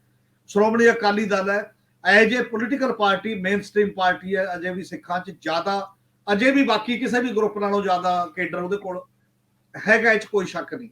ਪਰ ਉਹ ਆਪਣੀ ਕ੍ਰੈਡੀਬਿਲਿਟੀ ਖੋ ਚੁੱਕੀ ਹੈ, ਭਰੋਸੇਯੋਗਤਾ ਖੋ ਚੁੱਕੀ ਹੈ। ਜਦੋਂ ਸ਼੍ਰੋਮਣੀ ਗੁਰਦੁਆਰਾ ਪ੍ਰਬੰਧਕ ਕਮੇਟੀ ਤੇ ਅਕਾਲੀ ਦਲ ਜਥੇਦਾਰ ਅਕਾਲ ਤਖਤ ਦੀ ਕਹੇ ਅਨੁਸਾਰ ਇੱਕ ਕਮੇਟੀ ਬਣਾ ਕੇ ਚੱਲਦਾ ਬੰਦੀ ਸਿੰਘਾਂ ਦੀ ਰਿਹਾਈ ਲਈ, ਉਹਦੀਆਂ 2 ਮੀਟਿੰਗਾਂ ਹੋ ਜਾਂਦੀਆਂ ਨੇ, ਉਦੋਂ ਬਾਅਦ ਉਹ ਲਾਚਾਰੀ ਪ੍ਰਗਟ ਕਰਦੀ ਹੈ ਤੇ ਜਥੇਦਾਰ ਕਹਿੰਦੇ ਨੇ ਬਾਰ-ਬਾਰ ਭੀਖ ਮੰਗਣ ਨਹੀਂ ਜਾਣਾ। ਹੁਣ ਉਦੋਂ ਬਾਅਦ ਜਥੇਦਾਰ ਇਹ ਕਹਿ ਰਿਹਾ ਵੀ ਤੁਹਾਨੂੰ ਨਾ ਪ੍ਰਧਾਨ ਮੰਤਰੀ ਮੀਟਿੰਗ ਦਿੰਦਾ ਨਾ ਹੋਮ ਮਿਨਿਸਟਰ ਮੀਟਿੰਗ ਦਿੰਦਾ, ਫਿਰ ਅਸੀਂ ਉੱਥੇ ਖੜ ਕੇ ਮੁੜ ਆਉਂਦੇ ਆ। ਤਾਂ ਉਹ ਜਿਹੜੀ ਭੀਖ ਨਹੀਂ ਮੰਗਣੀ ਤਾਂ ਉਹਦਾ ਅਲਟਰਨੇਟਿਵ ਕੀ ਹੈ? ਫਿਰ ਤਾਂ ਉਹਦਾ ਅਲਟਰਨੇਟਿਵ ਜਾਬਤਾਬੱਧ ਅੰਦੋਲਨ ਹੈ। ਅਕਾਲੀ ਦਲ ਤੇ ਐਸਜੀਪੀਸੀ ਅੰਦੋਲਨ ਫਿਰ ਕਿਉਂ ਨਹੀਂ ਕਰ ਰਹੇ? ਬਹਿ ਜਾਓ, ਤੁਸੀਂ ਲਾਚਾਰ ਹੋ ਕੇ ਤੁਹਾਡੀ ਸੁਣੀ ਨਹੀਂ ਗਈ ਤਾਂ ਲੋਕ ਵੀ ਫਿਰ ਉਵੇਂ ਲਾਚਾਰ ਹੋ ਕੇ ਬਹਿ ਜਾਣ, ਕੋਈ ਤਾਂ ਅੱਗੇ ਆਊਗਾ ਹੀ ਨਾ। ਤੁਸੀਂ ਸਪੇਸ ਦੇ ਰਹੇ ਹੋ, ਤੁਸੀਂ ਕਹਿ ਰਹੇ ਹੋ ਅਸੀਂ ਲੜਨ ਜੋਗੇ ਨਹੀਂ ਆ, ਅਸੀਂ ਅੰਦੋਲਨਕਾਰੀ ਨਹੀਂ ਆ, ਹੁਣ ਸਾਡੇ ਅੰਦੋਲਨ ਜੋਗੀ ਜਾਨ ਨਹੀਂ ਹੈ, ਅਸੀਂ ਡੀਸੀ ਨੂੰ ਮੰਗ ਪੱਤਰ ਦੇਣ ਜਾਂਦੇ ਆ, ਡੀਸੀ ਘੰਟੇ ਬਾਅਦ ਆਊਗਾ, ਉਹਦੀ ਵੇਟ ਕਰਾਂਗੇ, ਸ਼੍ਰੋਮਣੀ ਕਮੇਟੀ ਦਾ ਪ੍ਰਧਾਨ ਉਹਦੀ ਉਡੀਕ ਕਰੇਗਾ ਉਹਨਾਂ ਚਿਰ। ਤਾਂ ਫਿਰ ਕੌਣ ਹੋਊਗਾ ਆਗੂ? ਤੁਸੀਂ ਆਗੂਹੀਣ ਆਪਣੇ ਆਪ ਨੂੰ ਸਾਬਤ ਕਰਤਾ ਸਮਾਜ ਦੇ ਵਿੱਚ, ਕੋਈ ਐਕਸ਼ਨ ਪ੍ਰੋਗਰਾਮ ਨਾ ਦੇ ਕੇ। ਦਸਖਤ ਕਰਾਉਣਾ ਇੱਕ ਐਕਸ਼ਨ ਹੁੰਦਾ ਹੈ, ਮੋਰਚਿਆਂ ਤੋਂ ਪੁੱਠੇ ਮੁੜ ਕੇ ਦਸਖਤ ਕਰਾਉਣਾ ਐਕਸ਼ਨ ਨਹੀਂ ਹੁੰਦਾ। ਇਹ ਪਹਿਲੀਆਂ ਗੱਲਾਂ ਹੁੰਦੀਆਂ ਨੇ, ਪਹਿਲਾਂ ਮੰਗ ਪੱਤਰ, ਫਿਰ ਦਸਖਤਾਂ ਵਾਲਾ ਮੰਗ ਪੱਤਰ, ਫਿਰ ਧਰਨਿਆਂ ਦਾ ਸਵਾਲ, ਫਿਰ ਪ੍ਰੋਟੈਸਟ ਕਰਦੇ ਹੋ ਤੁਸੀਂ, ਮਾਰਚ ਕਰਦੇ ਹੋ, ਉਦੋਂ ਬਾਅਦ ਮੋਰਚੇ ਲਾਉਂਦੇ ਹੋ, ਸਾਰੇ ਦੇ ਸਾਰੇ ਇੱਕ ਪ੍ਰੋਸੈਸ ਹੈ। ਤੁਸੀਂ ਉਹ ਮਾਰਚ ਕੱਢ ਕੇ ਵੱਡੇ ਵੱਡੇ ਮੁੜ ਕੇ ਦਸਖਤ ਆ ਗਏ ਹੋ। ਇੱਕ ਜਿਹੜੇ ਵੀ ਬੰਦੇ ਅੰਦੋਲਨ ਕਰਦੇ ਨੇ ਹਿਸਟਰੀ ਦੇ ਵਿੱਚ, ਉਹਨਾਂ ਨੂੰ ਮੋਟੀ ਗੱਲ ਪਤਾ ਕਿ ਤੁਸੀਂ ਥੱਲੇ ਆ ਗਏ ਹੋ, ਤੁਸੀਂ ਉਸ ਰੌਂ 'ਚ ਨਹੀਂ ਹੋ ਲੜਨ ਦੀ ਜਿਹੜੀ ਹੈਸੀਅਤ ਦੇ ਵਿੱਚ। ਇਸ ਲਈ ਉਸ ਸੈਕਸ਼ਨ ਨੂੰ ਵੀ ਸੋਚਣਾ ਪਏਗਾ, ਜੇ ਲੀਡਰ ਰਹਿਣਾ ਤਾਂ ਲੀਡਰਸ਼ਿਪ ਵਾਲਾ ਰੋਲ ਵੀ ਨਿਭਾਉਣਾ ਪੈਣਾ। ਉਹਦੇ ਤੋਂ ਬਿਨਾਂ ਐ ਨਹੀਂ ਕਿਹਾ ਜਾਏਗਾ ਵੀ ਉਹ ਅਲੱਗ ਤੁਰ ਪਏ, ਫਲਾਣੇ ਅਲੱਗ ਤੁਰ ਪਏ। ਇਹੀ ਸਭ ਤੋਂ ਬੜੀ ਕਮੀ ਹੈ। ਉੱਥੇ ਲੀਡਰਸ਼ਿਪ ਅੱਗੇ ਲੱਗਣ ਲਈ ਤਿਆਰ ਨਹੀਂ ਹੈ। ਅੱਗੇ ਉਦੋਂ ਲੱਗਿਆ ਜਾਊਗਾ ਜਿਹੜੀਆਂ ਗਲਤੀਆਂ ਨੇ ਉਹਨਾਂ ਨੂੰ ਸੁਧਾਰ ਕੇ ਇੱਕ ਐਕਸ਼ਨ ਪ੍ਰੋਗਰਾਮ ਦੇਣਾ ਪਏਗਾ, ਉਹ ਸੁਧਾਰਨ ਲਈ ਤਿਆਰ ਨਹੀਂ। ਫਿਰ ਜਦੋਂ ਲੀਡਰ ਨਹੀਂ ਹੈ ਤਾਂ ਲੋਕ ਆਪ ਮੈਦਾਨ ਚ ਆਉਂਦੇ ਨੇ, ਸੱਦਾ ਦਿੰਦੇ ਨੇ। ਲੋਕ ਕੋਈ ਐ ਤਾਂ ਨਹੀਂ ਕਿ ਗੁਰਚਰਨ ਸਿੰਘ ਨੂੰ ਜਾਣਦੇ ਨੇ ਜਾਂ ਫਲਾਣੇ ਨੂੰ ਜਾਣਦੇ ਨੇ ਇਸ ਕਰਕੇ ਆ ਰਹੇ ਨੇ। ਲੋਕਾਂ ਅੰਦਰ ਇੱਕ ਇਮੋਸ਼ਨ ਹੈ ਕਿ ਸਾਡੀ ਕੌਮ ਦੇ ਬੰਦੇ ਜਾਂ ਜਿਹਨਾਂ ਨਾਲ ਸੰਵਿਧਾਨਕ ਤੌਰ ਤੇ ਕਾਨੂੰਨੀ ਵਿਤਕਰਾ ਹੋ ਰਿਹਾ, ਗੁਰੂ ਗ੍ਰੰਥ ਸਾਹਿਬ ਦਾ ਮਾਮਲਾ, ਜਿਹੜੀ ਬੇਅਦਬੀ ਹੋ ਗਈ, ਤੁਸੀਂ ਕੁਝ ਵੀ ਕਰਨ ਲਈ ਤਿਆਰ ਨਹੀਂ ਹੋ।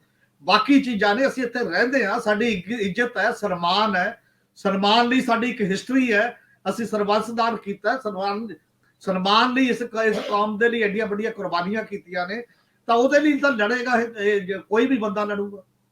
ਉਹ ਗਰਜਾ ਸਿੰਘ ਬੋਤਾ ਸਿੰਘ ਕਿਵੇਂ ਬਣ ਜਾਂਦੇ ਨੇ 2 ਬੰਦੇ ਆ ਕੇ? ਉਦੋਂ ਬਣ ਜਾਂਦੇ ਨੇ ਆ ਕੇ ਜਦੋਂ ਲੋਕ ਕਹਿੰਦੇ ਨੇ ਖਤਮ ਹੋ ਗਏ ਜਾਂ ਬਾਕੀ ਦੇ ਨੇ। ਉਹ ਹਿਸਟਰੀ ਨੂੰ ਪਛਾਣਨਾ, ਉਹਦੀ ਨਬਜ਼ ਤੇ ਹੱਥ ਰੱਖਣਾ। ਜਿਹੜੀ ਵੀ ਇੱਥੇ ਮੈਚੁਰ ਲੀਡਰਸ਼ਿਪ ਇਹ ਕਹਿਣਾ ਚਾਹੁੰਦੀ ਹੈ ਕਿ ਇਹ ਮੋਰਚੇ ਗਲਤ ਨੇ ਜਾਂ ਫਲਾਣਾ, ਉਹਨੂੰ ਅਗਵਾਈ ਦੇ ਰੂਪ ਦੇ ਵਿੱਚ ਫਿਰ ਸਾਹਮਣੇ ਆਉਣਾ ਪਏਗਾ। ਇਹਦੇ ਤੋਂ ਬਿਨਾਂ ਕੱਲਾ ਗਰਾਊਂਡ ਤੇ ਬਾਹਰ ਬੈਠ ਕੇ ਤਾੜੀ ਵਜਾਉਣ ਵਾਲਾ ਜਿਹੜਾ ਇੱਕ ਸੈਟਅਪ ਹੈ, ਮੇਰੇ ਖਿਆਲ ਹੈ ਉਹ ਨਹੀਂ ਮੋਲਡ ਕਰੇਗਾ ਮੋਰਚਿਆਂ ਨੂੰ ਜਾਂ ਕਿਸੇ ਵੀ ਰੂਪ ਦੇ ਵਿੱਚ ਉਹ ਦੇਗਾ। ਔਰ ਸਮੂਹਿਕ ਤੌਰ ਤੇ ਜਥੇਦਾਰ ਅਕਾਲ ਤਖਤ ਮੀਟਿੰਗ ਬੁਲਾ ਲੈਣ, ਕੋਈ ਲੋਕ ਬੁਲਾ ਲੈਣ, ਸ਼੍ਰੋਮਣੀ ਕਮੇਟੀ ਬੁਲਾ ਲੈਂਦੀ, ਬਾਕੀ ਚੀਜ਼ਾਂ ਕੋਈ ਕਾਮਨ ਤਰੀਕਾ ਲੱਭਦੀ। ਇਹ ਵੀ ਐਫਰਟ ਦੀ ਕੋਈ ਇਦੋਂ ਬਾਅਦ ਵੀ ਅਜੇ ਤੱਕ ਤਾਂ ਹੋ ਰਿਹਾ। ਇਸ ਲਈ ਇਹ ਕਾਫੀ ਗੱਲਾਂ ਨੇ, ਮੈਨੂੰ ਇਹ ਲੱਗਦਾ ਕਿ ਇਹ ਮੋਰਚਾ ਵੀ ਜਿੱਡਾ ਵੱਡਾ ਮੋਰਚੇ ਦਾ ਕੱਦ ਹੁੰਦਾ ਜਾਂਦਾ, ਉਦਾਂ ਵੱਡਾ ਲੀਡਰਸ਼ਿਪ ਦਾ ਕੱਦ ਨਹੀਂ ਵਰਜ ਹੋ ਰਿਹਾ। ਤੇ ਇਹ ਜਿਹੜਾ ਇਵਨ ਆਊਟ ਆਫ ਪ੍ਰੋਪੋਰਸ਼ਨੇਟ ਚੱਲਾ ਜਾਂਦਾ ਜਿਹੜਾ ਕੰਮ, ਇਸ ਲਈ ਉਹ ਥੋੜੇ ਜਿਹੇ ਬੰਦੇ ਵੀ ਕਈ ਵਾਰ ਨਹੀਂ ਰੁਕਦੇ। ਤੁਸੀਂ ਆਵਾਜ਼ਾਂ ਮਾਰਦੇ ਰਹਿੰਦੇ ਹੋ, ਖੜ ਜਾਓ ਜਾਂ ਇੱਥੇ ਰਹਿ ਜੋ ਆਹ ਨਾ ਕਰੋ, ਆਹ ਨਾ ਕਰੋ। ਉਹਦੇ ਲਈ ਇੱਕ ਕਮਾਂਡ ਦੀ ਜਿਹੜੀ ਇੱਕ ਜ਼ਰੂਰਤ ਹੁੰਦੀ ਹੈ ਨਾ, ਕਿ ਬੰਦੇ ਤੁਹਾਡੇ ਕਹੇ ਤੇ ਖੜ ਜਾਣ, ਤੁਹਾਡੇ ਕਹੇ ਤੇ ਤੁਰਨ। ਉਹ ਜਿਹੜੀ ਮਿਸਿੰਗ ਹੈ, ਇਹ ਚਿੰਤਾਜਨਕ ਗੱਲ ਵੀ ਹੈ। ਇਸ ਲਈ ਇਸ ਲੀਡਰਸ਼ਿਪ ਨੂੰ ਅਮਰਜ ਕਿਵੇਂ ਕਰਾਉਣਾ, ਕੋਈ ਹੋਰ ਲੋਕ ਜੋੜਨੇ ਨੇ, ਬਾਕੀ ਲੋਕ ਇਹਦੇ ਸ਼ਾਮਲ ਹੋਣਗੇ, ਕੀ ਹੋਣਗੇ, ਇਹ ਤਾਂ ਹੁਣ ਆਉਣ ਵਾਲੇ ਦਿਨਾਂ 'ਚ ਪਤਾ ਲੱਗਣਾ। ਅਜੇ ਤੱਕ ਤਾਂ ਇਹ ਮਾਹੌਲ ਉੱਥੇ ਆ। ਇੱਕ ਗੱਲ ਇਹਨਾਂ ਨੇ ਸੰਭਾਲ ਲਈ ਇੰਨੀ ਕੁ कि चलो परचे दर्ज भी हो गए, प्रोवोकेशन नहीं करनी, और एक दिन चले गए सी, मुड़ के कल वो जाप करके ही आ गए। कल भी एक लड़ाई पई, ये मुड़ के फेरूमान वाला मामला आ रहा है। कल एक लड़ाई, एक बंदा उत्थे कह रहा भी आपां अरदास करके गिरफ्तारी देने लई आए हैं, ते दो घंटे जाप करके मुड़ के क्यों चले जाते हैं? गिरफ्तारी तो दिओ। दर्शन सिंह फेरूमान ने क्यों मोर्चा लाया सी? उन्हें मोर्चे का मतलब वो आप लिखदा अपनी वसीयत च कि कल्ला कोई मंग नहीं है बेसिकली। ਉਹਦੇ ਮੋਰਚੇ ਦਾ ਬੁਨਿਆਦੀ ਕਾਰਨ ਇਹ ਸੀ ਕਿ ਮਾਸਟਰ ਤਾਰਾ ਸਿੰਘ, ਸੰਤ ਫਤਿਹ ਸਿੰਘ ਅਰਦਾਸਾਂ ਕਰਕੇ ਮੁੱਕਰ ਗਏ, ਤੇ ਮੈਂ ਅਰਦਾਸ ਦੇ ਕਰਕੇ ਇਸ ਕਰਕੇ ਆ, ਮੈਂ ਕੋਈ ਮੇਰੀ ਮੰਗ ਨਹੀਂ, ਮੈਂ ਮਰੂੰਗਾ ਜੇ ਤੁਸੀਂ ਪੂਰੀ ਵੀ ਕਰ ਦੋ ਤਾਂ ਵੀ ਮੈਂ ਅਰਦਾਸ ਨੂੰ ਫੁੱਲ ਚੜਾਉਂਗਾ, ਮੇਰਾ ਕੋਈ ਹੋਰ ਡਿਮਾਂਡ ਇਸ ਲੈਵਲ ਦੀ ਨਹੀਂ। ਸਿੱਖ ਦਾ ਮਾਮਲਾ, ਜਿਹਨੇ ਅਰਦਾਸ ਕਰ ਲਈ, ਜਿਹੜੀ ਅਰਦਾਸ ਕਰ ਲਈ, ਜਾਂ ਸੋਚ ਸਮਝ ਕੇ ਕਰੋ। ਨਾਲ ਉਹਨੇ ਵੀ ਕਿਹਾ ਵੀ ਮਰਨ ਵਰਤ ਸਾਡੀ ਕੌਮ ਦੇ ਵਿੱਚ ਨਹੀਂ ਹੈ, ਅਸੀਂ ਕੋਈ ਮਰਨ ਵਰਤ ਨਹੀਂ ਕਰਨਾ, ਅਸੀਂ ਲੜਨਾ ਹੈ, ਜੋ ਗੁਰੂ ਨੇ ਜਾਂਚ ਦੱਸੀ ਉਹਦੇ ਮੁਤਾਬਕ। ਦਰਸ਼ਨ ਸਿੰਘ ਫੇਰੂਮਾਨ ਨੇ ਅਰਦਾਸ ਦੀ ਕ੍ਰੈਡੀਬਿਲਿਟੀ ਵਾਸਤੇ ਜਾਨ ਦਿੱਤੀ ਸੀ ਬੇਸਿਕਲੀ, ਔਰ ਇਸੇ ਕਰਕੇ ਆ ਬਾਕੀ ਮਾਮਲੇ ਵੀ ਹੁਣ ਅਰਦਾਸਾਂ ਦੇ ਰੌਲੇ ਜਦੋਂ ਪੈਣਗੇ, ਭਾਈ ਕਮਿਟ ਕਰ ਲਓ, ਵਾਪਸ ਮੁੜਿਓ। ਇਹ ਮੋਰਚੇ 'ਚ ਵੀ ਇਹ ਗੱਲ ਚੱਲ ਰਹੀ ਹੈ ਕਿ ਗੱਲ ਉਨੀ ਕੁ ਕਰੋ ਜਿੰਨੀ ਪੁਗਾ ਸਕਦੇ ਹੋ, ਉਦੋਂ ਵੱਡੀ ਨਾ ਕਰੋ ਜੇ ਨਹੀਂ ਪੁਗਦੀ। ਸਬਰ ਸੰਤੋਖ ਨਾਲ ਬੈਠੇ ਰਹੋ, ਜਿੰਨੇ ਲੋਕ ਆਉਣਗੇ ਉਹ ਤੁਹਾਡੀ ਸਪੋਰਟ ਕਰਦੇ ਰਹਿਣਗੇ, ਕਿਸੇ ਨਾ ਕਿਸੇ ਤਰੀਕੇ ਨਾਲ ਲੰਮਾ ਚੱਲੂਗਾ, ਲੰਮਾ ਚੱਲਣ ਦਿਓ ਜੀ। ਕਿਉਂਕਿ ਅਗਨਕੁੰਡ ਬਣ ਚੁੱਕਿਆ ਸੀਗਾ, ਔਰ ਅਗਨਕੁੰਡ ਤੋਂ ਭੱਜੇ ਫਤਿਹ ਸਿੰਘ ਸੰਤ ਕਹਿਣਾ ਤਾਂ ਵੈਸੇ ਵੀ ਔਖਾ ਹੋ ਜਾਂਦਾ ਜਿਸ ਤਰ੍ਹਾਂ ਦੀਆਂ ਪਰਿਸਥਿਤੀਆਂ, ਇਤਿਹਾਸਕ ਹਵਾਲੇ ਮਿਲਦੇ ਆ। ਔਰ ਦਰਸ਼ਨ ਸਿੰਘ ਫੇਰੂਮਾਨ ਨੇ ਆਖਰੀ ਸਮੇਂ ਤੱਕ ਆਪਣੀ ਜਾਨ ਤੱਕ ਉਹ ਵਚਨ ਨਿਭਾਇਆ, ਪਰ ਤਰਾਸਦੀ ਦੇਖੋ ਕਿ ਉਹਨਾਂ ਦੇ ਅੰਤਮ ਅਰਦਾਸ ਵੇਲੇ ਵੀ ਸਰਕਾਰੀ ਪਾਬੰਦੀਆਂ ਤੇ ਭੋਗ ਪੈਣ ਤੱਕ ਉਹ ਸਾਰੀਆਂ ਗੱਲਾਂ ਹੁੰਦੀਆਂ ਰਹੀਆਂ। ਅਸੀਂ ਜਦੋਂ ਇਹ ਪ੍ਰੋਗਰਾਮ ਰਿਕਾਰਡ ਕਰ ਰਹੇ ਹਾਂ, ਲਗਭਗ 1 ਵਜੇ ਅੱਜ ਮੁੱਖ ਮੰਤਰੀ ਪੰਜਾਬ ਦੇ ਭਗਵੰਤ ਮਾਨ ਸੋਸ਼ਲ ਮੀਡੀਆ ਦੇ ਉੱਤੇ ਇੱਕ ਸੰਦੇਸ਼ ਦੇ ਰਹੇ ਨੇ।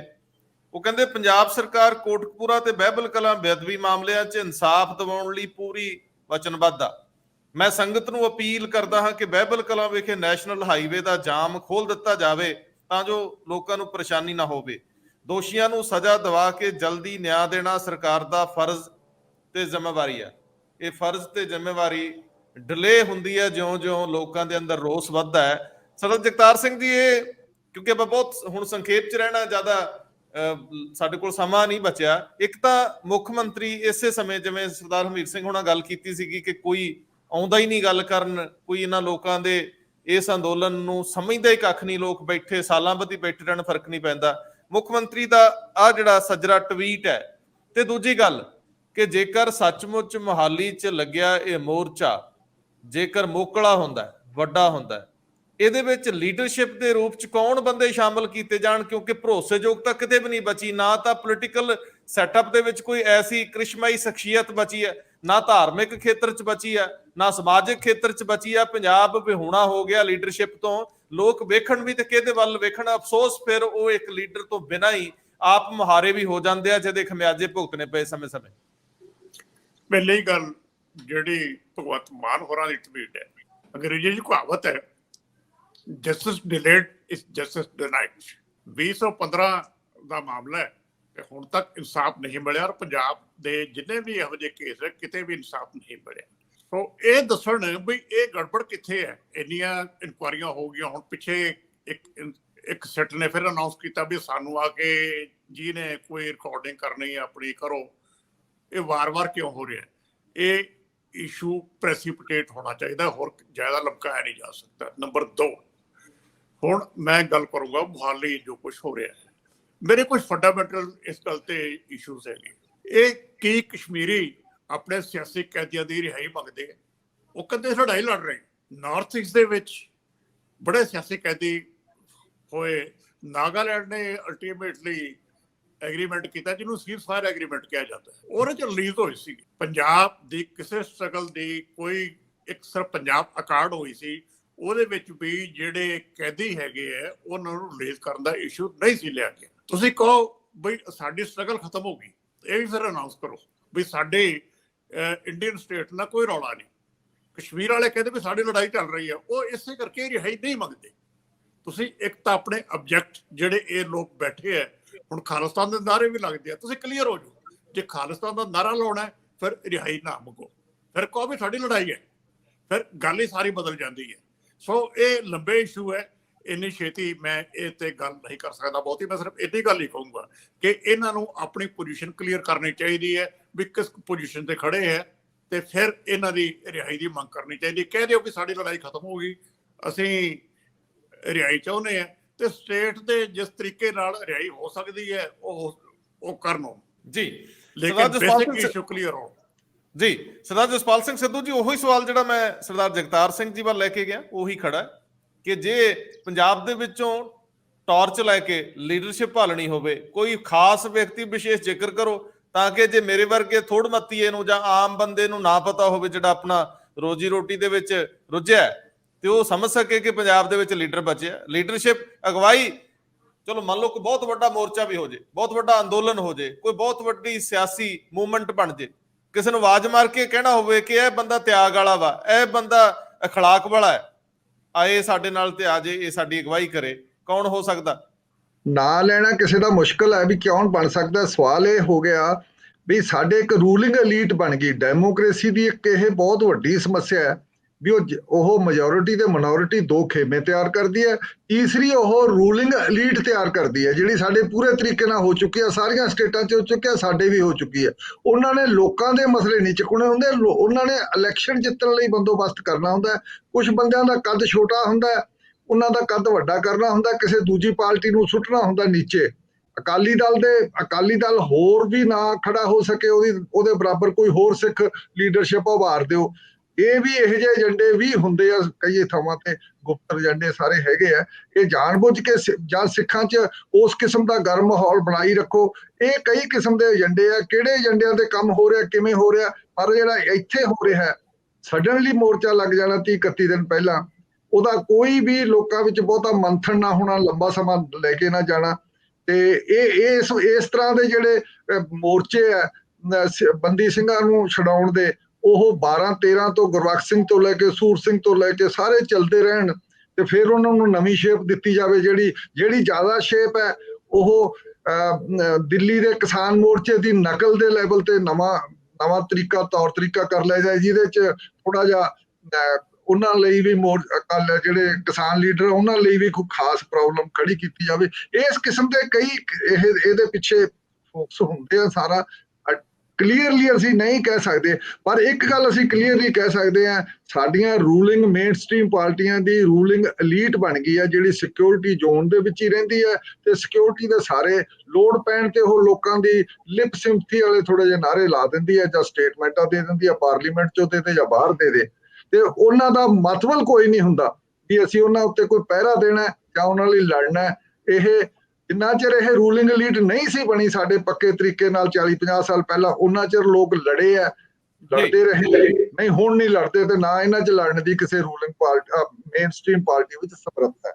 ਇਹਦਾ ਇਲੈਕਸ਼ਨਾਂ ਜਿੱਤਣ ਵਾਲੀ ਸਮਰੱਥਾ ਰੱਖਦੇ ਆਪਦੀ, ਉਹਨੂੰ ਤਿਆਰ ਕਰਦੇ ਆ ਤੇ ਮੈਨੂੰ ਨਹੀਂ ਲੱਗਦਾ ਵੀ ਖਾਸ ਖੜੀ ਹੈ ਕੋਈ ਇਸ ਕਿਸਮ ਦੀ। ਇਸੇ ਕਰਕੇ ਆ ਜਿਹੜਾ ਸਾਡਾ ਮੋਰਚਾ ਹੈ ਇਹਦੇ ਬਾਰੇ ਬੜੇ ਸਵਾਲ ਉੱਠੀ ਜਾਂਦੇ ਆ ਤੇ ਇਹ ਹੌਲੀ ਇਹ ਰਿਜ਼ਾਲਵ ਹੋਣਗੇ ਸਮੇਂ ਨਾਲ, ਤੇ ਜਾਂ ਇਹ ਮੋਰਚਾ ਖਤਮ ਹੋ ਜੂ ਜਾਂ ਇਹਦੇ ਜਿਹੜੇ ਸਵਾਲ ਉੱਠੇ ਆ ਉਹਨਾਂ ਦਾ ਕੋਈ ਨਾ ਕੋਈ ਉੱਤਰ ਮਿਲੇਗਾ।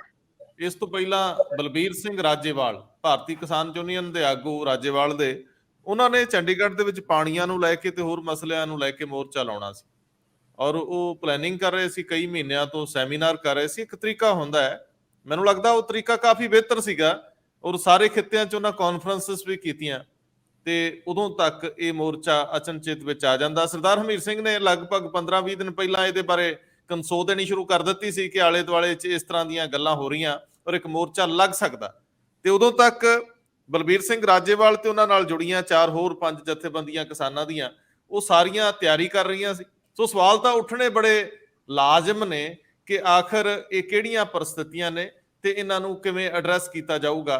ਬਹੁਤ ਸਾਰੀਆਂ ਚੀਜ਼ਾਂ ਅੱਗੇ ਵਧਣ ਦੇ ਨਾਲ ਸਾਫ਼ ਹੋਣਗੀਆਂ। ਅਸੀਂ ਤੁਹਾਡੇ ਨਾਲ ਬਣੇ ਰਵਾਂਗੇ। ਬਹੁਤ ਮਿਹਰਬਾਨੀ। ਧੰਨਵਾਦ।